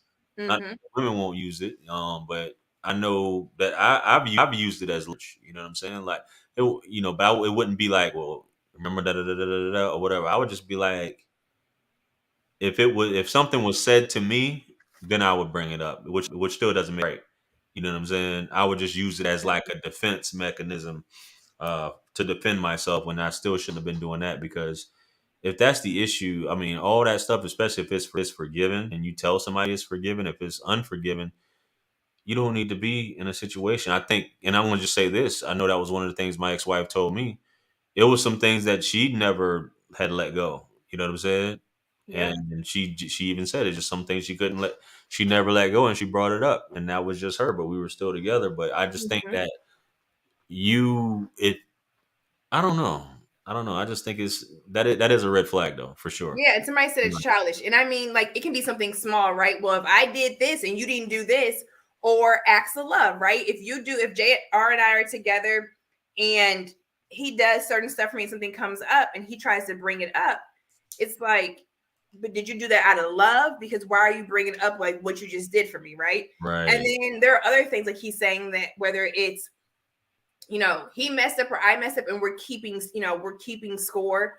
Or if somebody's just back there like like a referee or like somebody that's just silently taking notes, like a critic. It's like being in a relationship with a critic and you're just sitting back there making all these notes. And then all of a sudden, if we get into it about anything, you're like, oh, well, let me tell you, and this, and that. And you're like, well, heck, if I would have known that we were doing that, I would have made some on you, I you never know? let go. It's So always been in the back of my mind. Yeah. yeah, don't. So keeping score is a red flag. And Jared, what about this one? Using sex as a tool, right? So that means as a reward or as a punishment. So, hey, if you go get the oil change, or if clean out, I'm making things up, right? If you clean out the gutters that I've been asking you to do, like I'll give you some head tonight, or I'll give you some tonight. Using sex as a reward is a red flag, and then also as a punishment is withholding sex is a major red flag. And I have withheld sex. I know we've addressed this. We talked about this in the past. I've never been in that situation. You know what I'm saying? I could sympathize and I can understand how, but I just It's common. I've heard it's common, but that opens up the doors to a Well, lot of other yes, things. it does. And but see that, and it does. And but that's something that I had to learn about, right? And when I say withholding sex, not like, hey, I'm calling you like FYI, you pissed me off this morning, so I'm not giving you nothing. You know what I'm Yeah, saying? But just whether you subconsciously start to shut down, and sometimes you start to withhold it, and it was never your plan. And I'm not talking about you all in abusive relationships or something that happened in, like, if the person goes to touch you, you jump. I am not talking about that.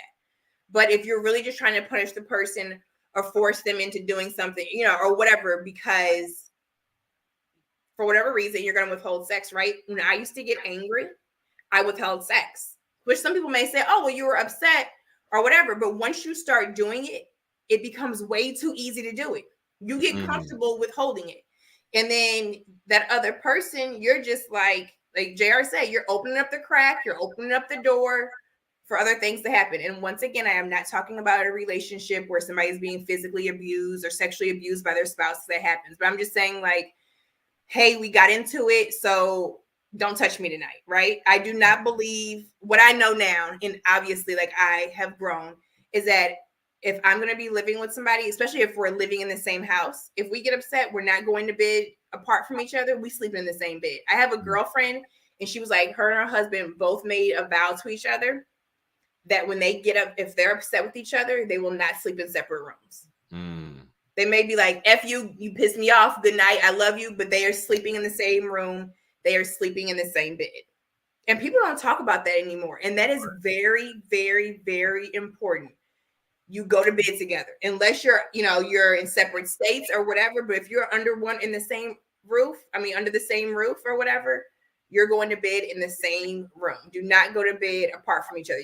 I believe you can go to bed angry. Some people say don't go to bed angry, but not everything can be resolved, right? Sometimes people need to sleep on it and they need to have a clear head. I'm that type of person. Sometimes it takes me a second, a day or two to really think through a situation and to set myself aside, like, take myself apart from my feelings and see it from the other person's point of view as well. It may take 48 hours. It may take 24 hours. But so you may have to go to bed angry, right? Anger isn't a bad thing. You can be upset with someone, Yeah. but don't go to bed in separate rooms. And this is for people that are in the same house, right? If somebody starts sleeping in another room, that's a red flag. Sleeping in another room is a red flag. not talking to each other. We'll get to the communication part, but the whole withholding sex or using sex as a tool, as a reward, or as a punishment is definitely a red flag. I agree. Like I said, I haven't had that happen to me ever, and I'm not. Really? Yes. I'm that type of dude, or I'm that dude. You know what I'm saying? Because I don't know, but I've heard that, like you said, and I can definitely understand. Mm-hmm. And I know that's not a good feeling for that and that. But I agree. I wouldn't want to, because it just, the energy's not right. I've done that whole, I'm just gonna sleep on the couch, and I know how that makes some women feel, and even a Right. man. I understand how that would make a man feel if it's. I think another example. Just before me and my ex wife separated, she just completely stopped sleeping in the room with me.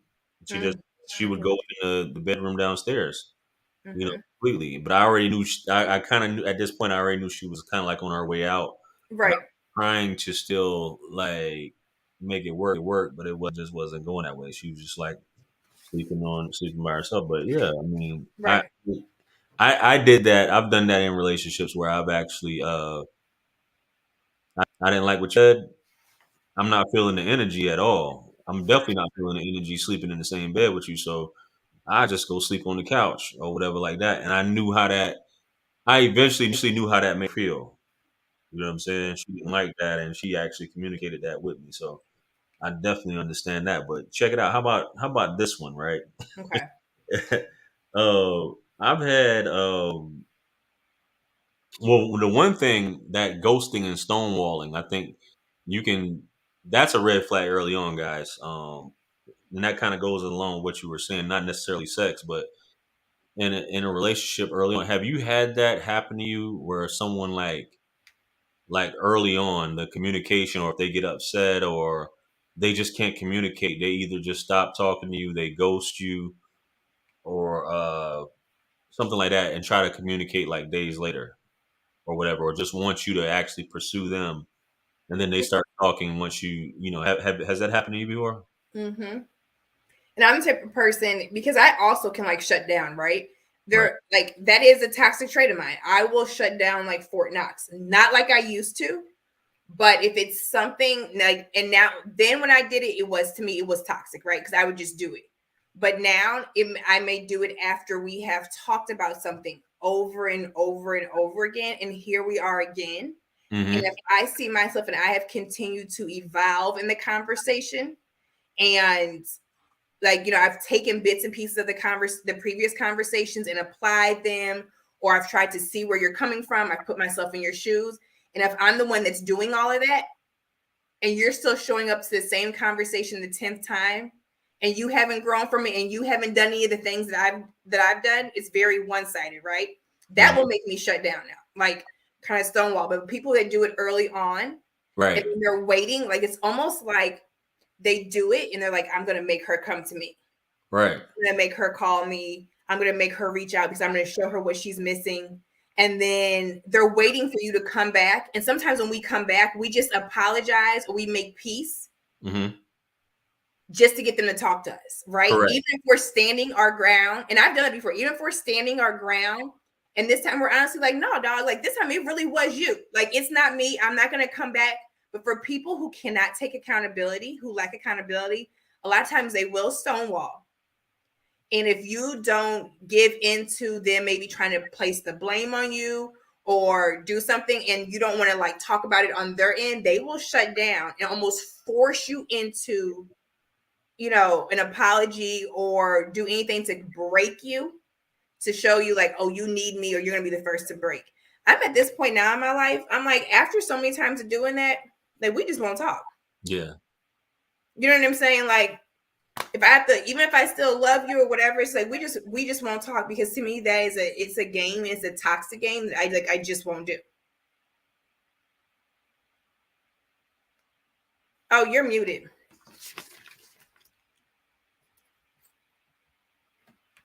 I think you are. Wait, can you guys hear us? Can you hear me? Can you hear JR? Hold on. Nope, I still can't. I still can't hear you. Hold on. I just Oh, I hear you now. Oh, no, I don't. Oh, Jerry, you're muted now. How about now? Okay. How about now? Yeah, I can hear you. Yeah, something popped up on my screen. I was trying to read it there. Okay, sorry. Okay.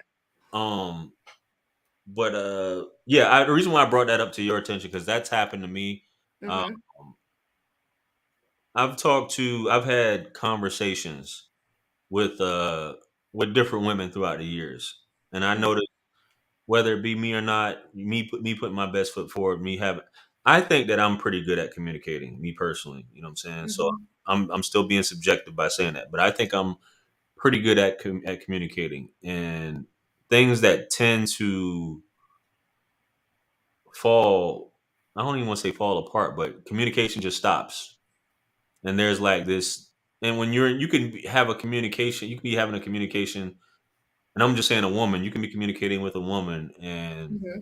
everything could appear, and I'm speaking from a man's perspective. This may happen to some guys. This may have happened to women, but you can be communicating with a woman, and you guys are having appear to what's a good conversation. Everything's going well. Then all of a sudden, it just stops, or basically there's like a ghosting effect. You know what I'm saying? Or it's Mm-hmm. like, well, damn, what the hell happened? And it's just Right. like I'm about to sit here and just be like, hey, what's wrong? Hey, is everything okay? Or because when you ask someone a question and you either see it at its left head, or basically deliberately someone's not responding to you, Mm-hmm. or they'll respond and just say something outside of the question you ask. Like if I ask, for example, if I ask a question like, hey, how's everything going? Oh, hey, you, and just leave it at that, right? Okay, so wait a minute. I do that kind of like go. I do that type of ghosting, but not on purpose. Like I do it because of I think my ADD, and I'm not trying to pass it off on that. I am really diagnosed by a doctor with ADD, so Right. I feel so like right now I have 84 unread text messages, which sometimes it's a lot more. I will like open my phone, go to like respond, but like my mind, I have a million tabs open, right? And I may type something up and not even send it. And then next time I go back to text that person, I'm like, oh my God, like I never Yeah. sent it back. So it makes me come off as flaky. Now, but people that actually know me, right? Once they get to know me, they're like, oh, that's really just like I may be like spaced out. I think I've even said it here on a stream when people like if people are ever interested in coaching or something they want me to see as far as our streams, do not DM me. You know, if you DM Yeah. me, It's make on your sure, page. yeah, Yeah. Yeah. comment underneath a picture on my page or something. Be like, hey, Avery, check your DM because I really don't check my DMs, or I may Right. see it and I may completely overlook, and that's just what it is. So I do that form of, I do that form of ghosting. But if I'm talking to someone and they say good morning and I just put hey and then that's it. Like I'm not gonna do that, right? But like or and the stonewalling, I was talking about deeper, but yeah, no, people do it. People play games. Like people really play games, whether it's early on or later on in the relationship, and they're trying to, like I said, force you. They're stonewalling to force you to apologize when at this point it's really their fault, but they know that you care about them or they think that you need them. So they're like, well, heck, I don't have to apologize. I don't have to hold myself accountable because he needs me or she needs me. So I'm just going to, kind of put them on punishment and not communicate with them, cease all communication until they are forced to almost reach out to me. Right. And I'm not a fan of that. I'm not a fan of that at all. And I'm about to before shout out to the great unsolicited security boss. You ain't left a comment, but I appreciate you. Y'all go subscribe to Security Boss. If y'all can link her channel in the chat, Oh, she's yes, got I'm going to have to. yeah, definitely check her out. I've been on her. She's got a show coming up this summer. I'm not gonna say anything, but I'm gonna be on her show this summer. She's got coming up. So you guys make sure you subscribe to her channel to check out her content. She covers a lot of topics. Definitely interpersonal relationships like what we're talking about. She covers a lot of the same topics, so you guys definitely check her out. Shout out to for the Yes, $20 I'm super chat. subscribing right now.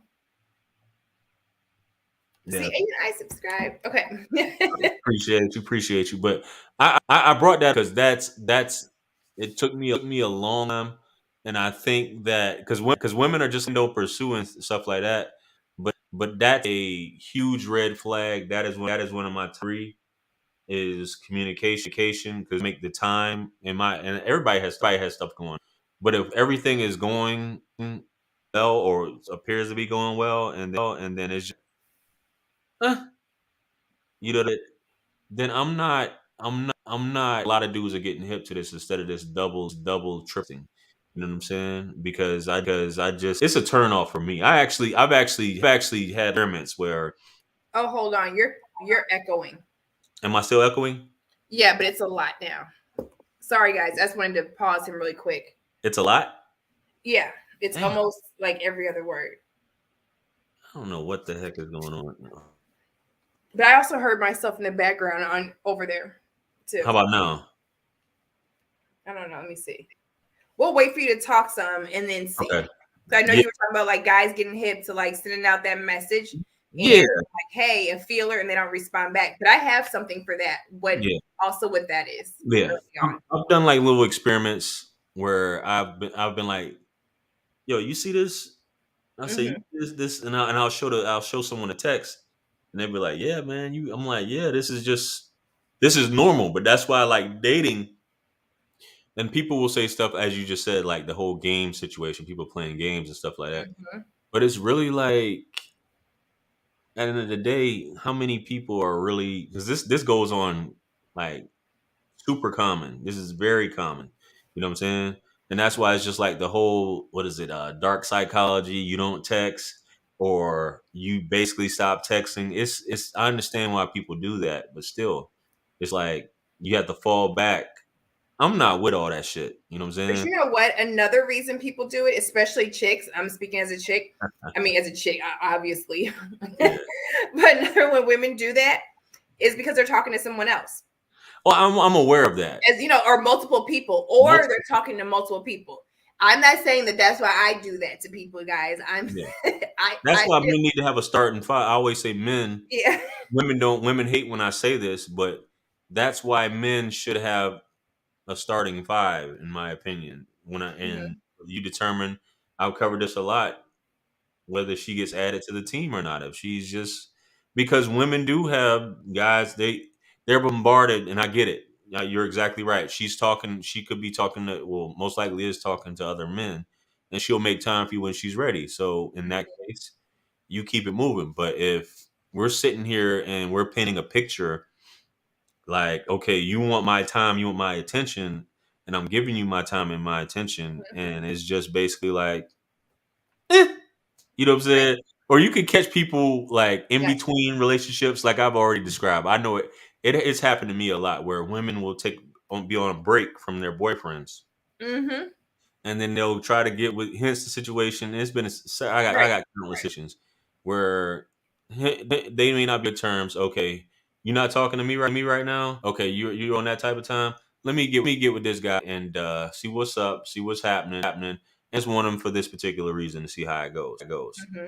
It happens, and I understand well, but all the other stuff, it's definitely a red flag for some people who really don't. Some guys will be like, or just thirsty as hell, and just I don't have the time, or he's for the streets and all these women. All right, but anyway, you said something about I have something. I'm sorry. Oh no, but no, you're right. So that whole the dark psychology, like, okay, well, let me see who's gonna text me. All of that is games. Like, I'm seeing people in the comments. That is all. It's all games. When it comes to the texting, whether it's early on and you're doing the ghosting or you're talking to multiple people, right? And like what you said with the starting five, because men and women do that, right? You'll be, and it's okay. We're at the age now. I feel like both of us are at the age where if you meet somebody and you're talking, you could possibly be talking to other people, right? Absolutely. Just because you initially meet somebody doesn't mean that you're about to walk down the aisle. Absolutely. I do not believe in putting all your eggs in one basket. You guys, I am saying early on, do not put all your eggs in one basket. Right. Because you have your feelers out there. There are a lot of times you meet somebody's representative, or always sometimes you don't. if you have met them or been around them in other settings with other friends, you may have already gotten past that and you see something, you know them a little bit more than just like a stranger that you just met, right? But still you have to give it time because you didn't know them in that intimate setting, right? You might have just known them from a group of friends, but now dating them is a completely different aspect than just, oh, we're meeting, we're all meeting and we're having drinks. Mhm. So communication regardless is huge, right? I do kind of feel like whoever you're dealing with, you should not, when I say match their communication, I don't mean if they play games, you play games. Because I can go tit for tat too. Going tit for tat is a red flag, but I am a Capricorn. I do like to I do like to play. I do like to match energy. But I don't play games like that because honestly, like I don't have the time. Like who in 20 Absolutely. Yeah. like what year is it? We've been through pandemic. We got all type of the world's going to hell. I'm just kidding. But we have all type of stuff going on in the world in our personal lives. I have kids. I have other things that I am doing. I do not have time to play at all, right? And I am goofy. I like to play, but not like that. Yeah. Not those games back and forth because it gets exhausting. And I'm just too old for it. Like I'm too old for it. But what was I gonna say? Oh, communication. I saw somebody saying put your listening ears on, right? So communication, being able listening to the other person and trying to understand them, even if you have to agree to disagree, right? You may not agree with everything somebody says and you're not going to, but if you can understand where they're coming from, even in a disagreement, like, you know what, I still don't necessarily agree with you, but I understand and I see where you are coming from. That's all about being, mature. That is effective communication. Because but another red flag with communication is somebody who always agrees with you and they don't like to have a discussion, right?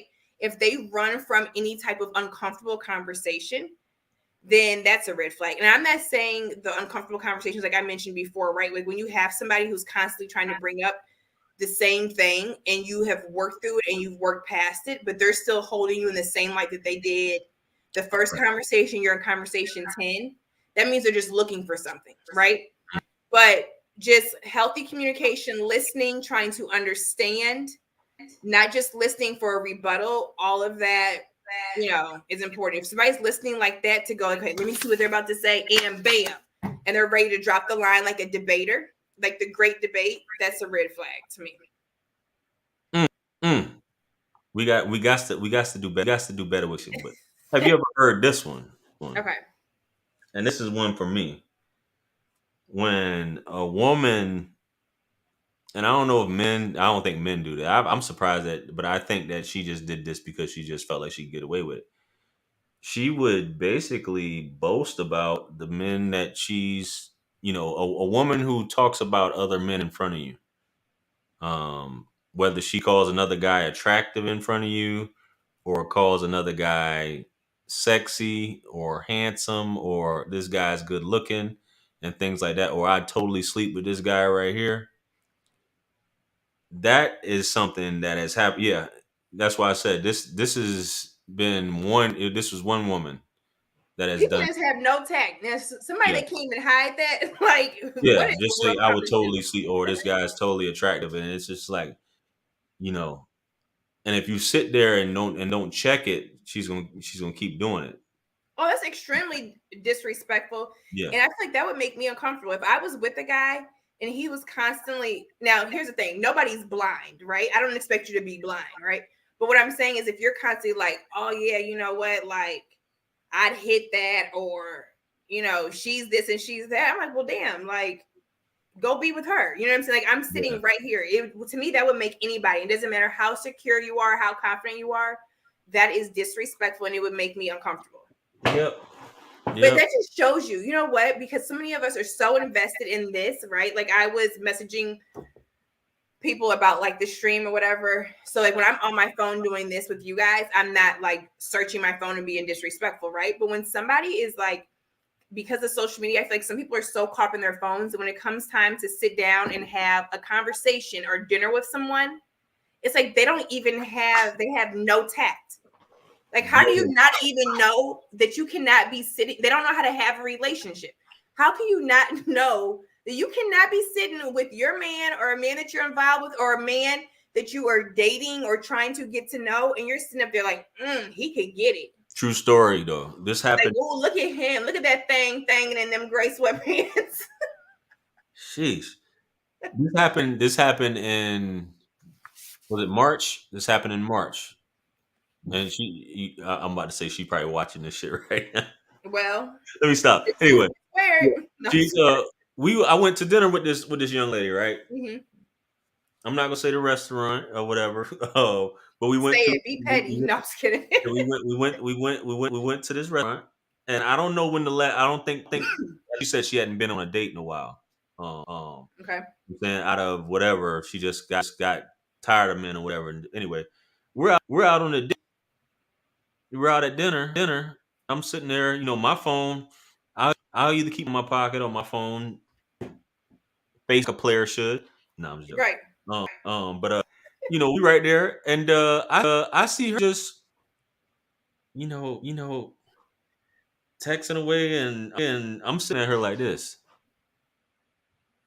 and she's just texting away, and I was like, Mm-hmm. check it out. I was like, you haven't been on a date. Why? What's going on? I was like, I said it's not proper etiquette for you to be on your phone, texting whoever your friends and all. Oh, I'm sorry, blah blah blah. See, I didn't know, da da da da, and all that stuff like that. And I was just like, I mean, damn. I mean, and she's not she's in her 30s, so I'm just like, That's what I'm saying. But she just did. According to her, she didn't know. Maybe she caught up in the moment. But some people, I'm just like, how do you not know that you got your phone out and stuff like that? Even somebody you're in a relationship, you still shouldn't be doing that shit. Yeah, and there's times like if I have my phone out and I will do this, I'll be like, oh, make sure y'all can't see my stuff. No, I'm just kidding. No, Yeah. I'm just playing. Like, hold up. That means No, she but I'll don't. be like, That I'll means be she don't want sitting you. there. Huh? Well, Alpha Gorilla Thug, I smashed that night. Anyway, Right. I'm sorry. Go ahead. Go ahead. But that's like, if I'm with you don't know what somebody, you're talking about. right, I may say, oh, hold on really quick. I have to, like, there's been times I had to like send this sitter a text, right? Or I'm sending my son one, or if somebody, like, I think I was out and a client sent me something and I was making sure she knew I was out. And these are my clients that have access to me via text message as well. Right. And I always ask them, I'm like, is it an emergency? And they were like, no, you can listen. I was like, I'm out. They're like, oh no, you can listen to this tomorrow. I'm like, okay, thank you. But I'll show the person, hey, this is what I'm doing really quick, just so they know. You know what I'm saying? I don't have to. They don't ask. Yeah. But it's just out of common courtesy. If I have to pick it up and then I'll say, hold on really quick, I forgot to send this message, and they'll be like, oh, okay, no, well, a guy's not gonna be like, oh, okay, girl. No. Yeah. But if it's a dude, he's like, oh, okay, cool, Yeah. Or whatever. But even if I'm out with my friends, I'm like, oh, this is what I'm doing, because if they're talking to me or whatever, I don't want them to think that I just don't care about their time and spending time with them, because we need that face-to-face interaction with people, right? Whether it's an intimate relationship, whether it's a friendship. So common courtesy. One, try not to be on your phone. But yes, if you have something going on, if you're on call, if you have a sick parent, a sick kid, whatever. But then let the other person know. Like, hey, FYI, I'm expecting a call from whatever, right? Like, I've been out with a guy and he's like, hey, I'm waiting on a call from a client about this deal, so I may have to take a call. Just a heads up. And I'm like, oh, okay, cool. Absolutely. It's just that easy. It's just that easy. So what about, hold on. I have a lot written down. Look, I got a lot going on. Yeah. Oh wait, I had a good one. Where did it go, guys? Oh, and this is kind of with accountability, but people who can't apologize. And when I say apologize, I don't mean like how we make little kids, like my kids. I don't make them say sorry. I don't say like, say sorry. You need to say sorry, right?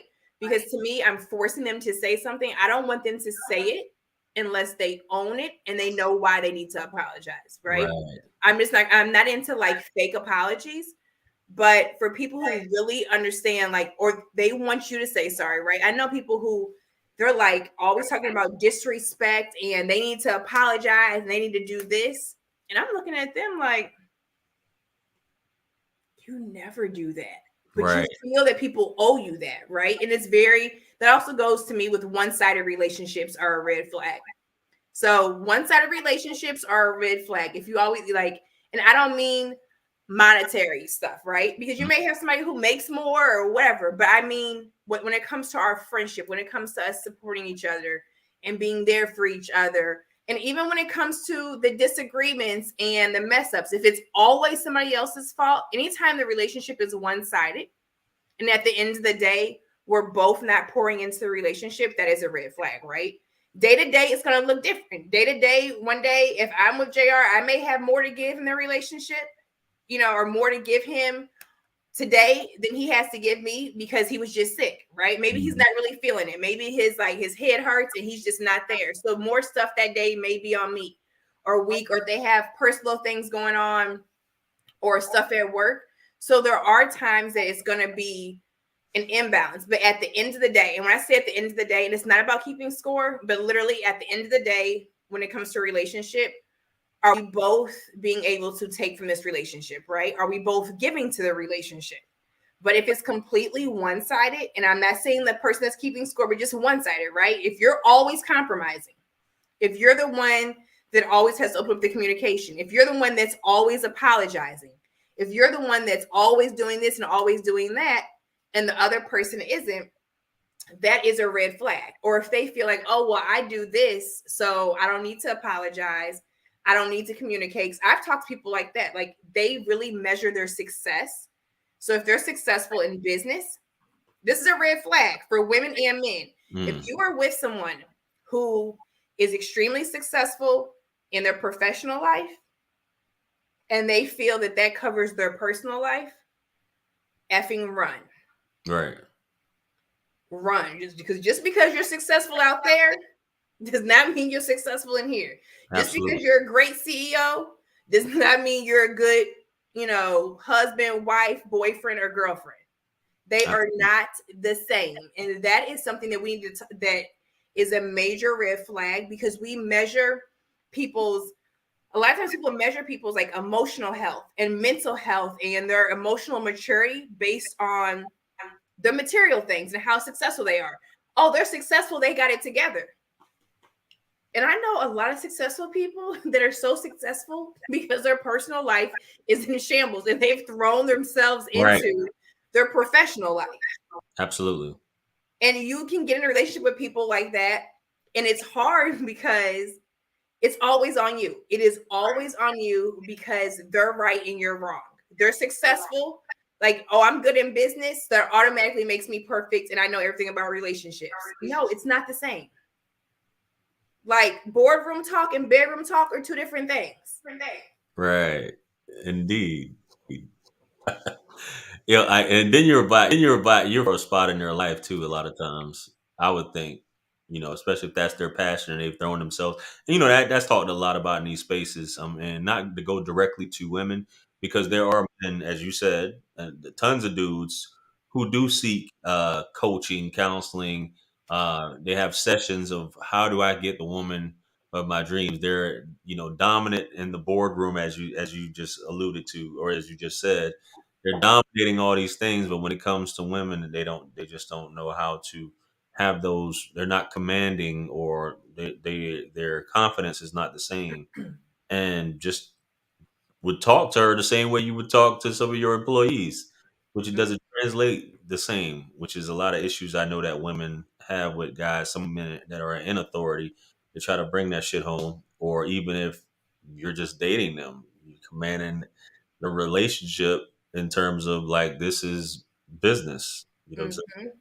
Even though I know sales and dating is like almost the same, but I mean, in terms of those things, for Right. sure, Right. wow. I I was going to ask you here before, I know, because I know we're closing in on fast again God. for that hour. Before we take some calls here, real quick, because we're coming up on 2 hours, guys. If you guys want to give your thoughts on Red, if you got any questions for me or Avery, feel free to call in. The link is pinned in the chat in blue. You click on the StreamYard link, follow the directions if you have any questions. feel free to do that. Hit the like button while you're at it. But the question that I wanted to ask you was in reference to lying. When I talk about lying, like a red flag for me in particular is people when you catch someone lying, like Mhm. let's say if you already know of this person in some way, shape, or form, Mhm. as opposed to some random guy approaching you. You Mhm. already know this person or you know of this person in terms of that, or you know something of this person, or for example, you know that they got a baby mama or they've been married, or you know that they were in a relationship with this person, or you know that this happened and they come to you and not that you asked, but they just basically offer the information in conversation, and you're like, this motherfucker's lying. You know what I'm saying? Like, you're just straight up blatantly lying to me. I didn't even ask. You just started talking and saying things that I already have knowledge of, or even course of dating. You know that the person is.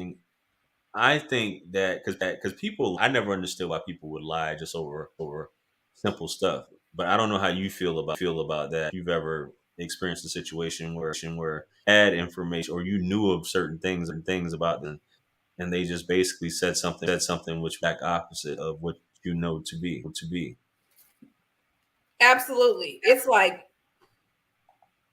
Yeah, it's like you were blatantly just outright lying, not telling a story, not twisting, but just outright. And I just sit there like,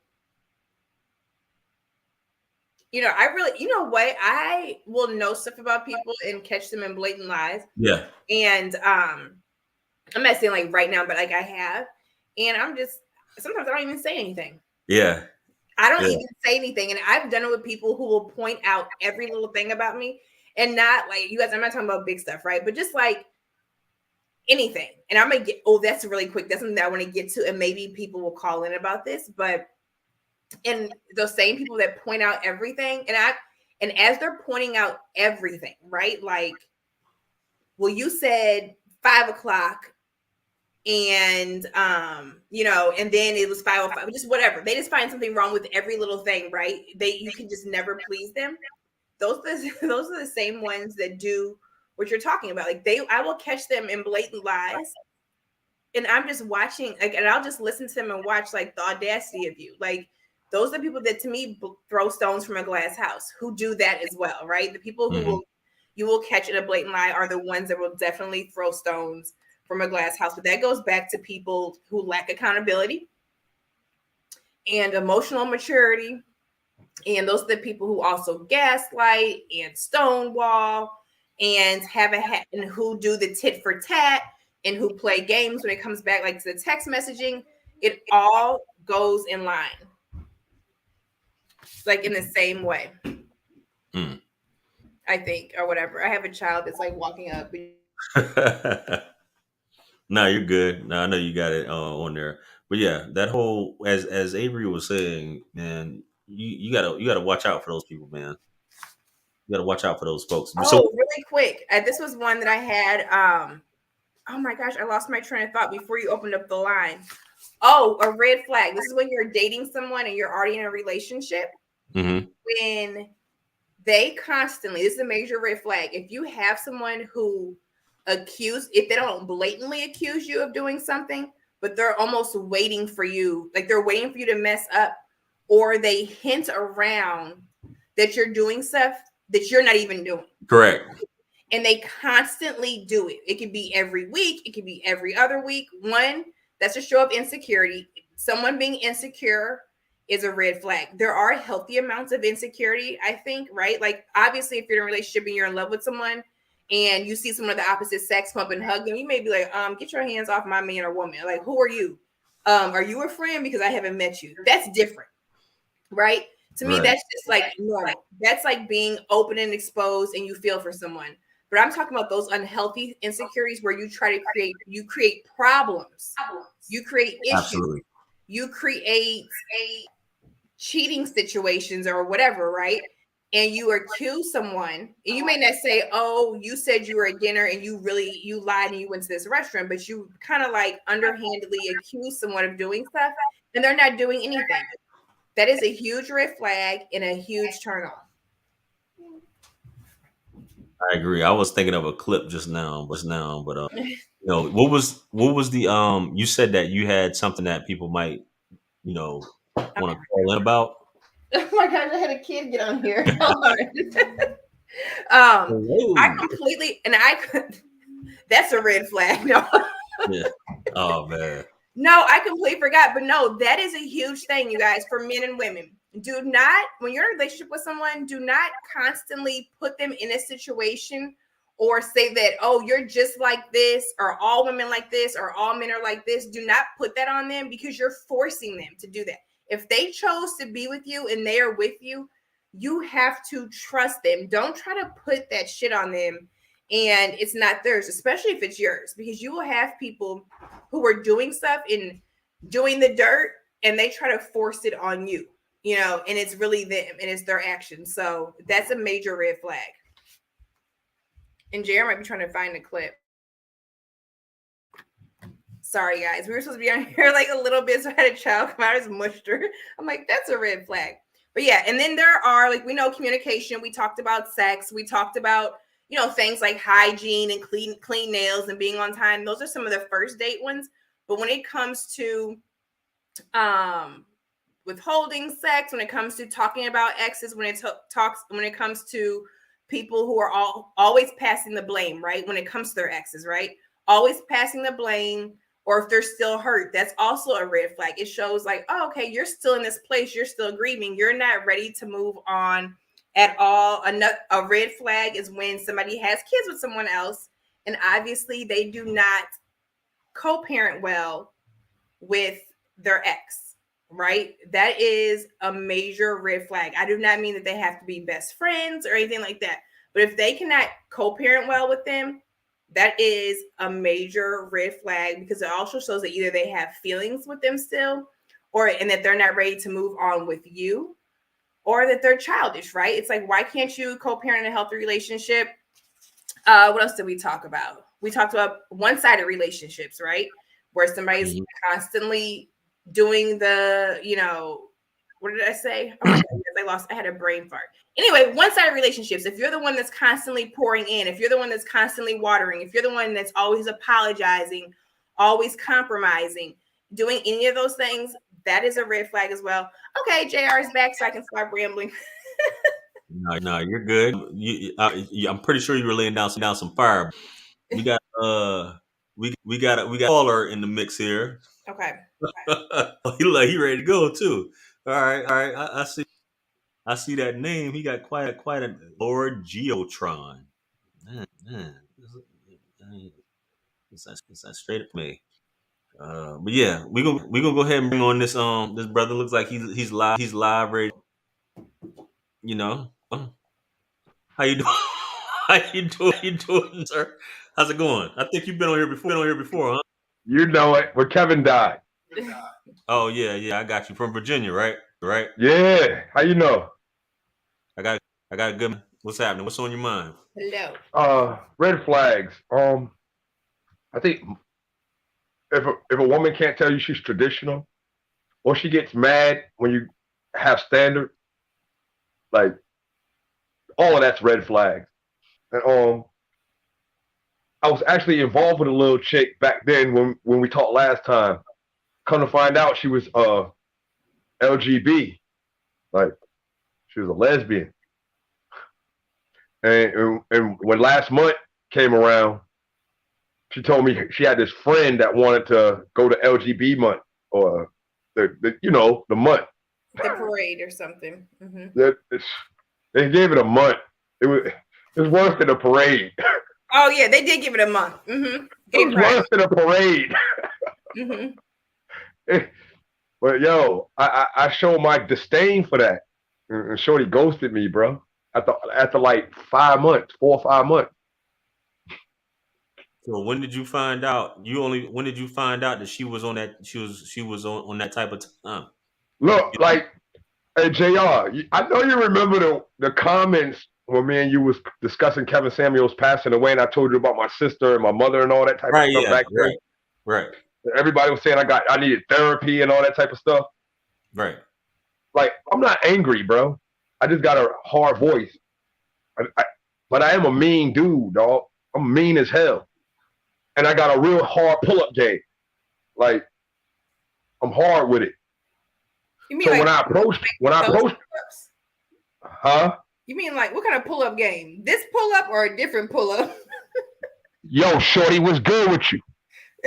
Oh, that pull-up game. Got it. Okay, gotcha. So back to her though. When did you find out that she was on that team? Okay, so look, that's what I was about to say. I got the hard pull-up game. Right. She had a little rainbow keychain, like a little rainbow tablet, like not tablet, but like a trinket that goes on her key ring. Right. And she was at the gym, and we had spoke a couple of times. So I'm like, she's always making her way near me. I'm gonna pull up, see what she's all about. So I pulled up on her. Yo, baby, boom, boom, boom. You know, I called her Blondie Locks. That was my nickname for her, Blondie Locks, because she had hair like you, Avery, except it was blonde. Okay. So I used to call her Blondie Locks. And when I seen the brace, she said, huh? And we started talking with whatnot. But when I saw that little thing she had, I was like, oh, you with that? Oh, nah. But I guess my masculinity or my energy was so aggressive or whatever. She was like, no, I'm not with that. So we started chopping it up. After a few days, I gave her my number, told me, call me when you get home. But then I explained to her along the way, like, yo, shorty, listen, I'm not your fucking friend, yo. I'm not your friend. I'm trying to be involved with you. I'm approaching you because I'm attracted to you. This ain't gonna be no friendship shit. And I'm not approaching you about to let you put me in the friend zone. Mm-hmm. Also, I'm not giving you my time, my effort, my attention, and my money just to be doing it, man. Now I'm gonna keep it a whole stack, bro. I spent some time with that girl, bro. I actually started loving her, bro. I spent some time with her. I got a chance to get inspired, bro. She was real inspirational. I'm not hurt over it, because at the end of the day, her losing me, like her dumping me, her ghosting me or whatever, frees my money up. We are expensive, baby. You know, we like to eat out.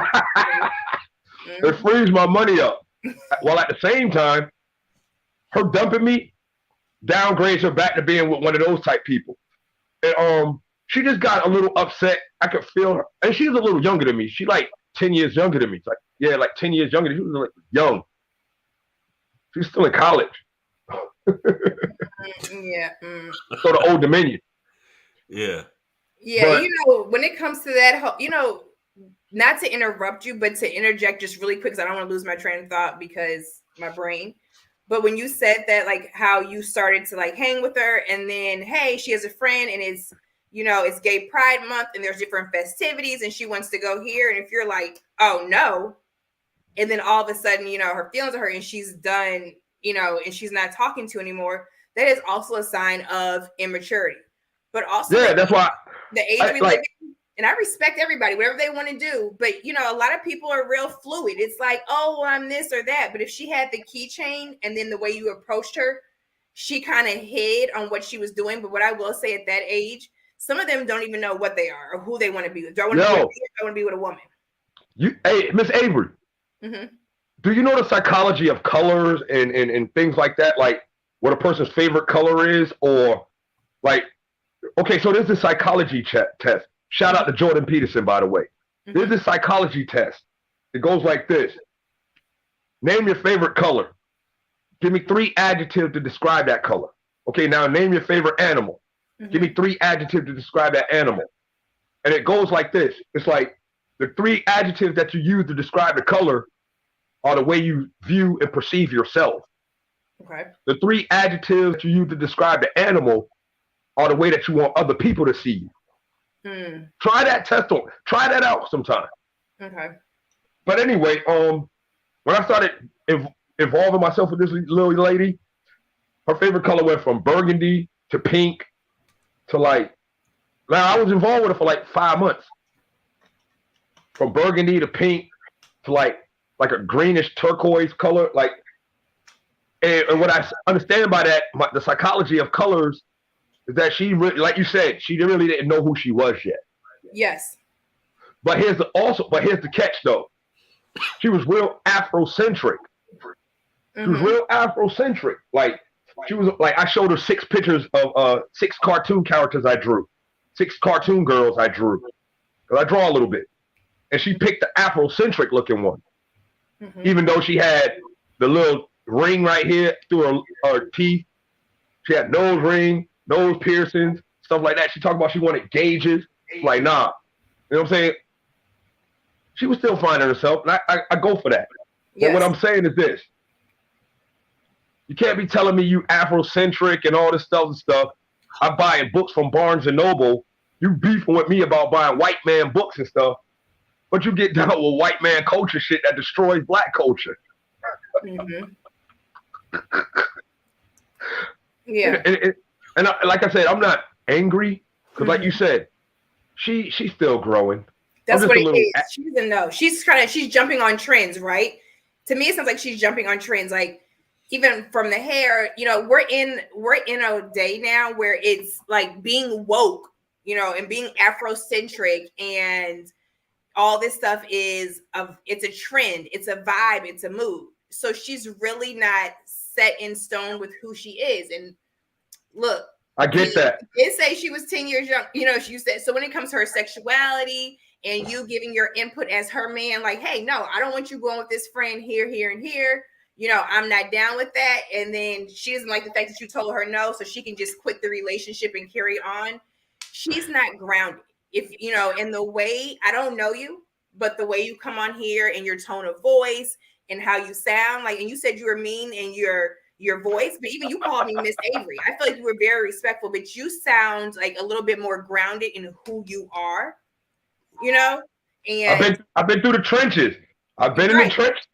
So I've been through the concrete jungle. I've been through the wars, shorty. Yeah, so you need to, even though Blondie Locks was looking, you know, looking good at the gym, but you may need to be with somebody that's a little bit. No, actually, she didn't look very good at the gym. If you knew the story behind why she was at the gym, hey, look, I gotta tell the story because I gotta put her out there. I'm not gonna put her name out there, but she was at the gym. She was a petite. She was skinny. She was a real slim little girl, skinny. She said the reason why she wanted to start working out, the reason why she started working out was because she was walking to the Target one day and it was raining and the wind was blowing real hard and her umbrella, the wind blew, and instead of the umbrella like folded up, the strength from the umbrella, how skinny she was, it blew her away. But that's because she's not grounded. You know what? You need to find somebody who's been in the trenches. Right, but see, I don't want all them tattoos and stretch marks, and I ain't got no kids. Now that does not mean you. I know people. I don't want the bullet holes. No, that does not mean that they're grounded. I know people with tattoos and stretch marks that are flighty as hell. You just need somebody, maybe not 10 years younger, and maybe that is a little bit more standing firm in who they are. Yeah, I know. I'm just. But my point that I'm making is this. The point that I'm making is this. You're right. You're 100% right. Like, what's up, JR, man? Hey, y'all, I need you to land that. I need you to land that plane. You know, I need you to land that plane. You know, I got you, but I'm landing it now. All I'm saying is the red flag thing is this. Like the woke mob, like y'all said, man. Watch them, bro. It's like it festers underneath the surface of society until it creeps its way into the tops of society at the government level and the political level. Then it comes down on all of society and infects sports, entertainment, education, transportation, everything gets infected by it. And Dave Chappelle said this. Dave Chappelle said, you know who's running the country by who you can't joke on in public or who you can't talk trash about. All I'm saying is I'm kind of aggravated and angry at the fact that not that I got left or ghosted or left behind or broke up with. I'm kind of angry at the fact that Shorty denied being that the whole time I was involved with her until a her friend, who she was claiming had a boyfriend, and all the while she was describing a whole chick, faking like a dude, broke up with me because she wanted to paint her hair blue and go run around with a bunch of blue bearded, green haired, I don't know what the hell they call themselves. But she was being deceitful. And you have a reason to be upset about somebody being deceitful for the last, whether it's 5 months or a year. She was deceitful. I spent bread on that girl. I spent some bread on her too. Mm-hmm. But now you get to hold on to your coin. You get to hold on to your ducats. Nah, I really liked her. I'm gonna keep it 100, bro. No, I believe I'm not gonna lie now. I'm not gonna lie. I actually love that girl. I believe you. I loved her. Mm-hmm. Like I ain't about to sit here and say she took advantage of me or none of that. Cause I knew full well what I was doing. And like y'all say, I want to disagree with y'all about one thing. I'm gonna land the plane, JL, after this. When it comes to sex and all that type of shit, I told that little girl like this: look, man, all you gotta do is put it on me, and you fuck putting it on me. All you gotta do is touch me. You get whatever you want. And now it's 100, bro. That's that old man. That's that old man talk right there. That's that old man talk. Yeah, make me feel like somebody, baby. Make me feel like somebody. Yeah, but a lot of men are simple. Like a lot of men are like, "Hey, I want peace, and I want to release." That's all I wanted. She had the 3 F's in the NBI. She had the 3 F's in the NBI: fit, feminine, friendly, natural, beautiful, and inspirational, bro. Yeah. It's just like you said, she wasn't grounded yet, so I understand. Yeah, that's what it was. I get it. Hey, y'all have a good night, man. JR, thanks for having me. Miss Avery, y'all have a good night. You too, sweetie. Same to you, bro. Thank you. Lord Geotron.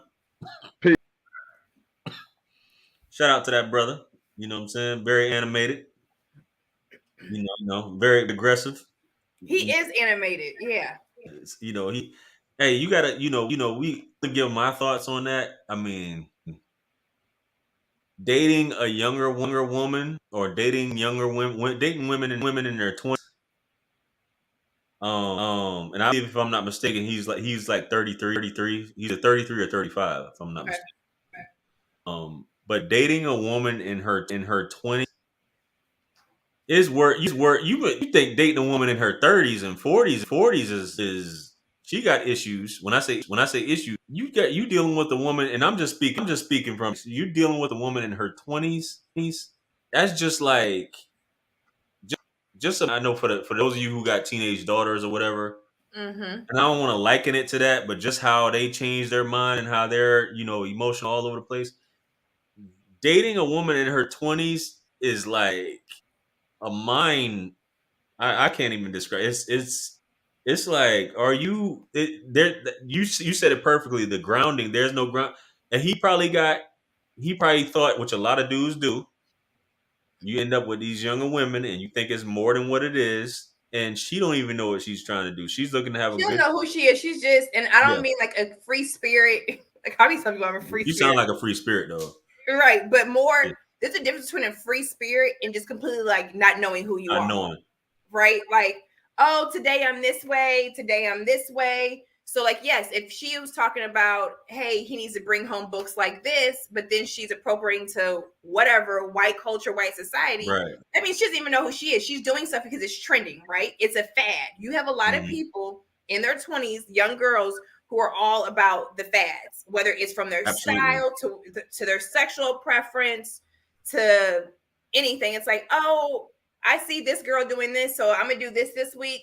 Okay, now next month I'm going to do this. Oh, okay, thriving and healing is a thing. So now I'm thriving and healing. Okay, now I'm on keto. Now I'm vegan. Now I'm asexual. Now I'm pansexual. Now I'm... That's what my wife told me when she was... I'm sapiosexual. I'm like, damn. When she was... At the end of the day, I don't know what any of that means. Who you having sex with? What they got? She was like, I don't... You having sex with a woman? You like, what get you get That's off basically what she was saying. That's basically what she was saying. She was just like, I have to discover myself. I'm sapiosexual now. I don't see man or woman. I see what's in your heart. And I was like, okay, she's really out there discovering herself. So that means that she does deal with women, which I found out that she was, doing her thing with, and I think I mentioned that before. She was doing her thing, but anyway, that's what she wanted to do to discover herself. But a girl in her 20s, a guy my age, I'm just telling you straight up, it's not a, you can offer mentorship and all that if she's serious, but a lot of times those girls, you think a woman in her 30s and 40s plays games, a woman in her 20s is just one day she could be like this. So you really can't take that shit seriously. That's the Right. advice I got. You really can't take a woman And in her 20s seriously at all. and that goes back to, like we said, red flags. What are you willing to, because everybody has some type of red flag, right? Mm-hmm. So can you deal with them or can you not deal with them? Right. So what kind of red flags can you deal with? Are you willing to accept? Because some of them are a little bit more minor than others, right? Some of them for you, it depends on what you've been through, right? You may have zero tolerance for certain stuff. Like if you do not like somebody that's late for whatever reason, and your zero tolerance, that is zero tolerance. That is your red, that red flag is a deal breaker for you. So everybody has their own red flags. But yes, when it comes to, and like he said, I'm glad he kind of brought that up. When it comes to your sexuality, and I'm not saying stuff has to be labeled, right? But when somebody does not know, if you are more anchored, right, in life, right? And even when it comes to your sexuality, if you're anchored, but if you get with somebody and they don't know who they are or what they want, that is a red flag. Because if you can just say, like, you know what? No, I'm attracted to this, I'm attracted to this. I can't choose, or I don't know. You need to let somebody know. You know what I'm saying? You need to let somebody know that so they can decide if they want to deal with you, right? So it's not only do they feel like now they got to go against, or not even go against, but they got to deal with you and other men. Now they got to deal with you with men and women, right? But if you guys hear me echoing? Nah. Okay. But if you are anchored in life and you get with someone who is not anchored, that is a red flag as well. Absolutely. I think we try to make things work, and we try to, but I've learned that it's just too many coincidence girls in their 20s that they don't know it, that she's still discovering herself. So I just think with his case, he probably saw those flags. He probably saw this. She was fickle with her behavior, and he probably was his first time dating a woman that young. Who knows what the situation is, but you have to take as face value, because a lot of those signs are like, who has an echo? Do I have echo? Is it me? Oh, do I sound like I got an echo? Oh, sorry, I had muted myself. I don't know if you have one. Wait, Jared, who has an echo? I can hear myself in your background. You can't, because I unplugged both. Both of us have an echo. Well, shit, man. Well, I, hell, no. I unplugged my mic and everything. Let me see my audio, echo cancellation, default speakers. Yeah, so I'll unmute. Okay, hold up, guys. I don't know what's going on. We're using the same equipment that we always do, but some it stuff could be StreamYard. StreamYard does have, both you need to lower your volume. Yeah, that's weird. Yeah, it just started today. I noticed this. StreamYard has been having some problems with certain stuff. StreamYard's been tripping. We know issues on our audio. I think we had one started or last time. But yeah, other than that, we gonna thug it out, because we're not gonna be on here too much longer. I know we'll be talking to the wee hours.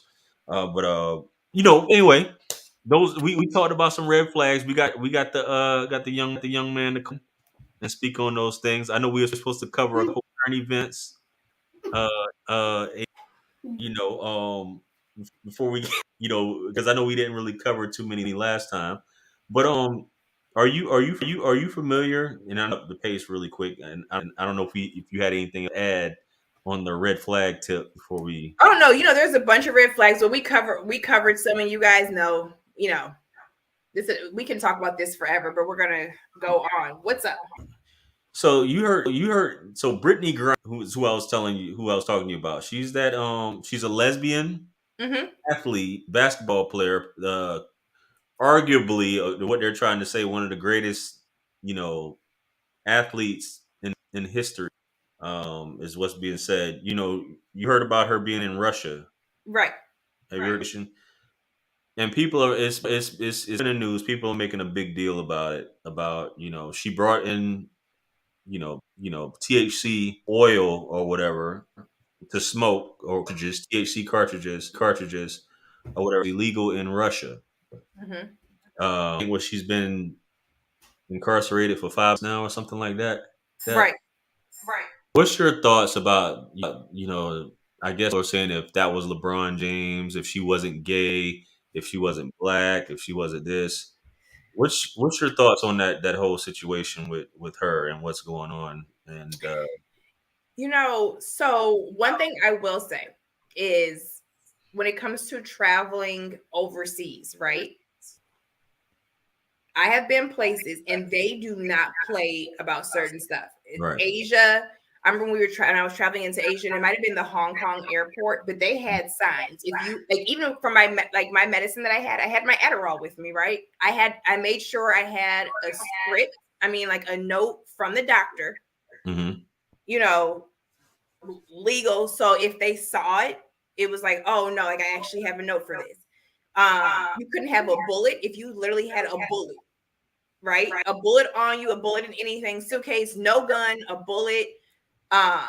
Other things like they do not play, and they have the signs everywhere. We don't play about X. They are extremely, extremely strict about you traveling and bringing stuff in, even though obviously, right? Those countries have things, but they don't want you bringing it in, and it's Right. like zero tolerance. They don't care. They don't care who you are, right? It is zero tolerance. Now, let's just go with this. Also, if you're traveling to some countries, people of color are viewed differently, right? They may idolize a man of color who is an athlete and kind of like work, like they like worship him or whatever. And I'm sure when you've traveled to certain countries, and this, the way they like have a regard for like black men. They think every black man is a celebrity or an athlete or whatever, right? So some of those countries, they hold certain, black men at a higher regard. Some they see black women as cheap, as prostitutes, as view them as less than. Right. And then even though the US has their issues, we still are a little bit more accepting of certain stuff and certain people. So also being being a woman of color, and now you're a gay woman of color. Mm.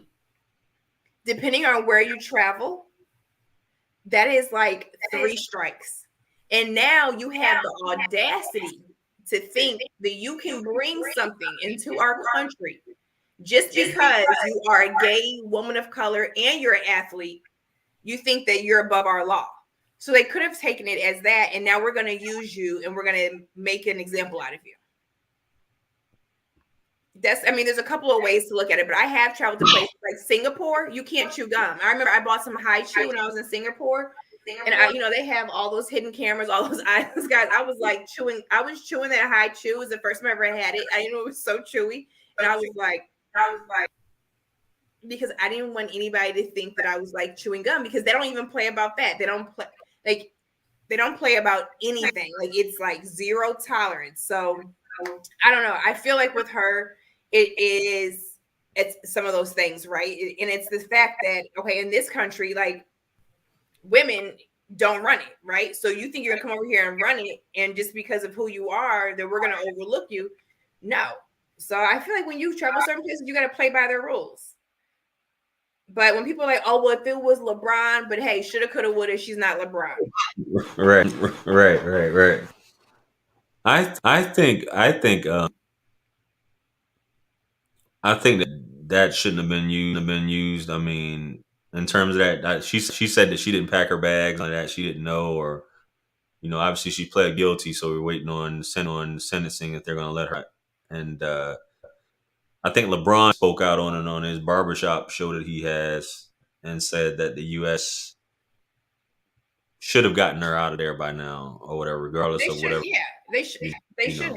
I think so, but I don't know. You know what I'm saying? There's a whole underworking to it. Right, absolutely. And the whole Trump thing came up about what is it?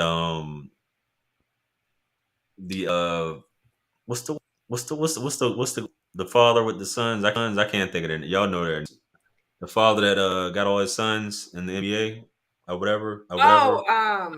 Can't think of his name right now. No, but when he was stuck in, I think was it China? Yeah, he did something and he got stuck. And made some phone calls and got them up out of there. So I saw that where they were mentioning that, but I feel like,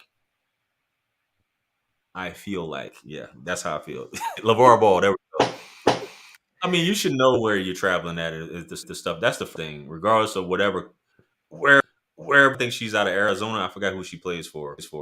Off Mhm. top, don't follow her like that. But whatever, regardless of what state, you should know. You should know when you're leaving. Hey, where I'm going, can I take this? I'm saying, because I thought that you couldn't even take the stuff.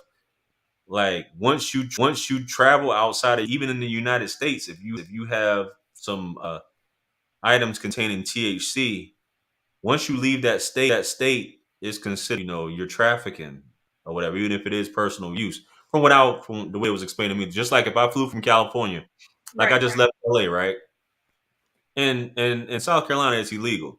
But if I was to Mhm. bring some gummies and land here, once I'm on that airplane, regardless of if it's legal in California, airplane, and I'm traveling to another state that I live in, and I could be wrong, but once I'm in South Carolina with that stuff, I'm breaking.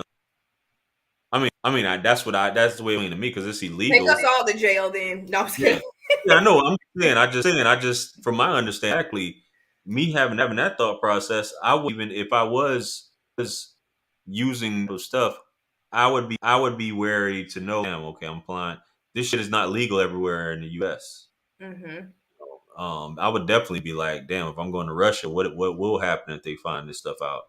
There's Right. dogs going back and forth regardless. In most airports you're in now, whenever you're flying, when you go to board or go through customs, you know, there's dogs going back and forth constantly. A lot of times in these flights. So I think that at the end of the day, you can't don't use LeBron. It might have been a different situation, but it's not long as you that got caught. You know what I mean? And could Biden have done something about it? I think so. You know what I'm saying? Right. He's right. You know. On the But flip is it? side, But also, is it worth them doing something? And I know we're gonna get off, but that's the thing. It's like, no, you're not. You're not LeBron, and then Ball. Like you don't have multiple kids in the NBA, so it's like, can we risk losing you? Oh, we can. Okay, cool. You know yeah, what I'm saying? And let's just be honest. There are double standards in this world, right? absolutely. So, like I said, you do have to point out the fact that this is a gay black woman. So it's like, okay, and we know with the whole movements around the world, or whatever, like, yeah, okay, over there in America, you may run shit, but over here in Russia, women are seen as this, or Absolutely. you're not. You can't come over here and move like you move back home, and we're gonna make an example out of you.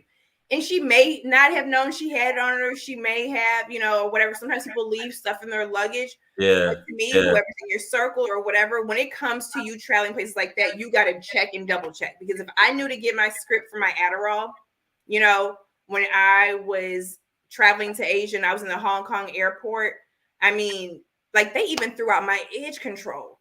Wait a minute, you guys, Yeah. that is important, right? I was going to Singapore with Superhuman.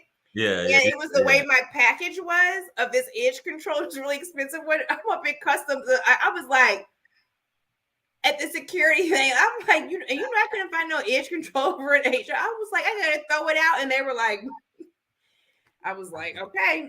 Yeah. They don't. They So don't care about. they They don't don't care care. about that stuff. What do you? Since we talking about Biden, did you bring this up? Everybody's telling me, Jr. Talk. Not everybody. Jr. Like talk about this. Talk about this. Oh, they But said the audio is in and out. yeah, we're gonna have to get up off here. We gotta get up off of you guys. It's StreamYard. It's something going on with StreamYard because Yeah. before we even joined the live stream, he had an echo. Well, no, you had like a slight echo. It was ever so sudden, and now it picked up more. But then now I can hear myself in your background, and they're saying we both have an echo. So You said you can hear. You can hear me. You can hear yourself and you said. yeah, I could. Yeah, I still can now. I don't know. I've never been able to hear that. Sorry, guys. We don't know what's going on. It's definitely StreamYard, for sure. But speak what do did you see of his son Hunter with all that crack measuring the crack up on the they hacked into his iCloud and got his personal videos. I'm trying to hear where I can play it because I was watching. somebody. It was What? Hold on. What?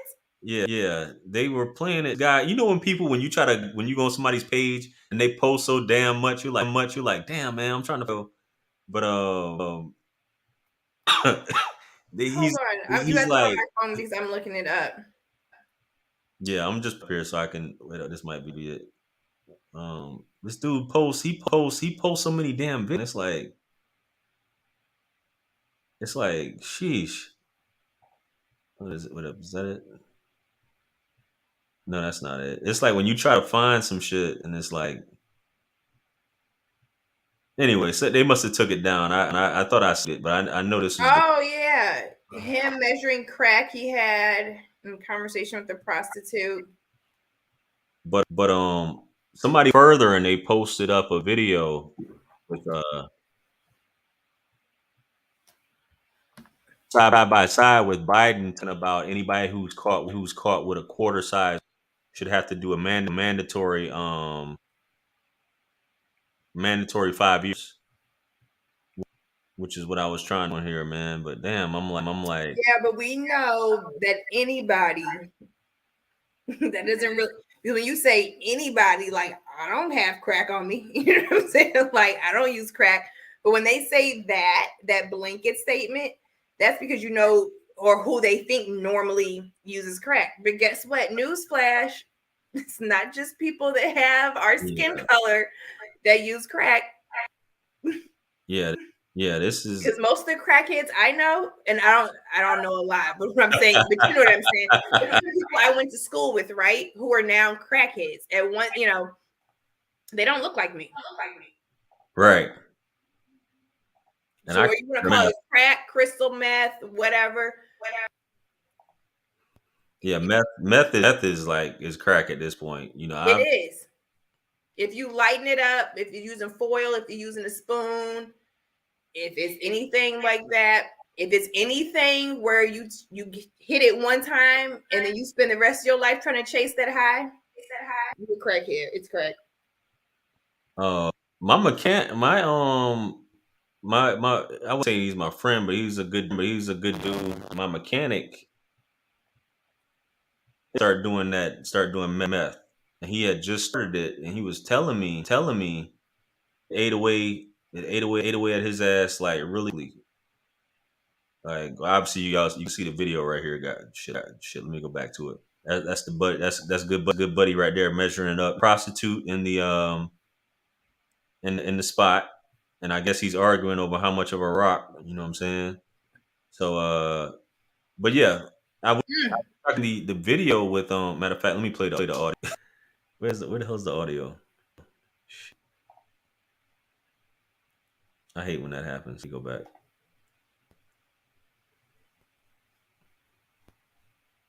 Where the audio at? Somebody said lean is heroin. It sure is. Yeah, it is. Opiates, there. Yeah, all those. Let me click it here. If you have to lie about it, if you gotta steal about it, if it interferes.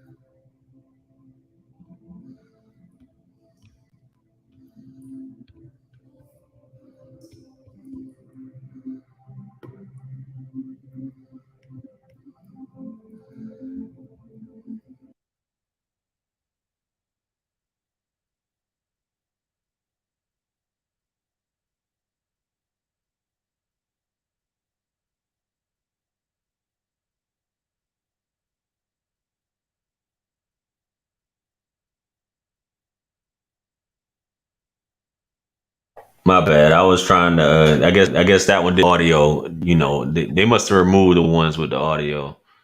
Buddy had the thing on. What do you like?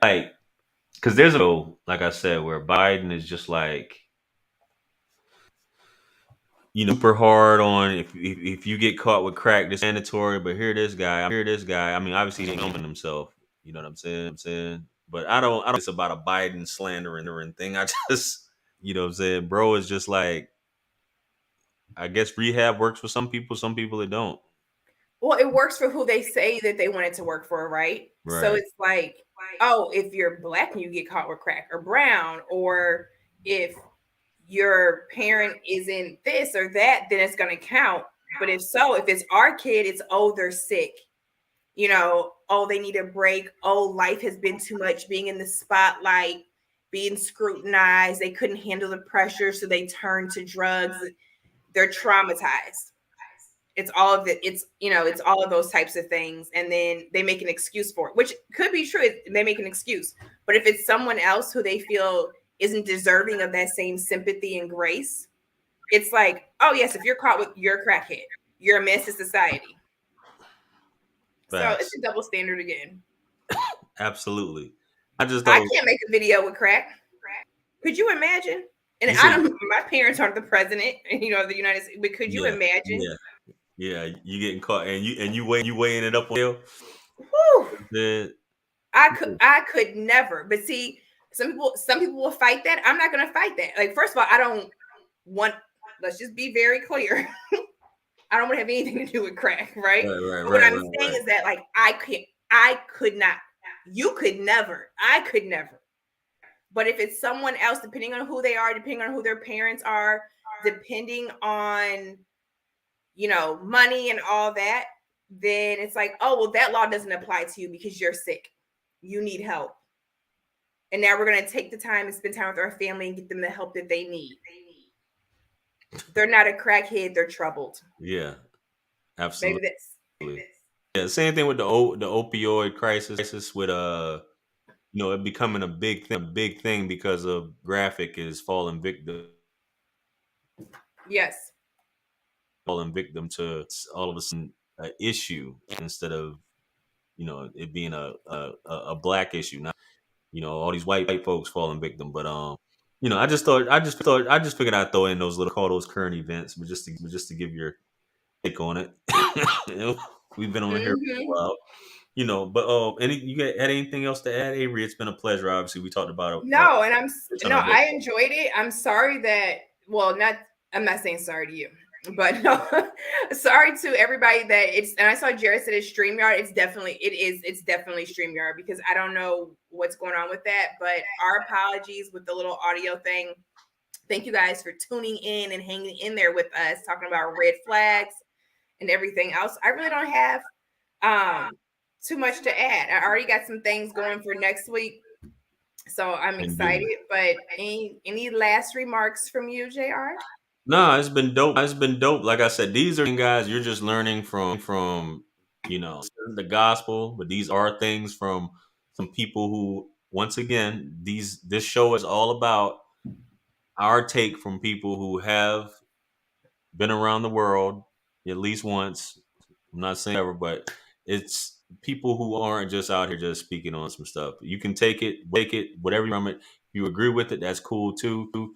My experience was Avery's experience from a woman on what she finds to be a red flag, and those are my red flags. Some may find trivial, some may find funny, but hey, it's all about, like Avery said, is what you're willing to put up with, or what's cool with you. But these are some things that I feel that you should definitely be on the lookout for on a first date, or if you're dating, that may turn into some bigger things. So just my thoughts.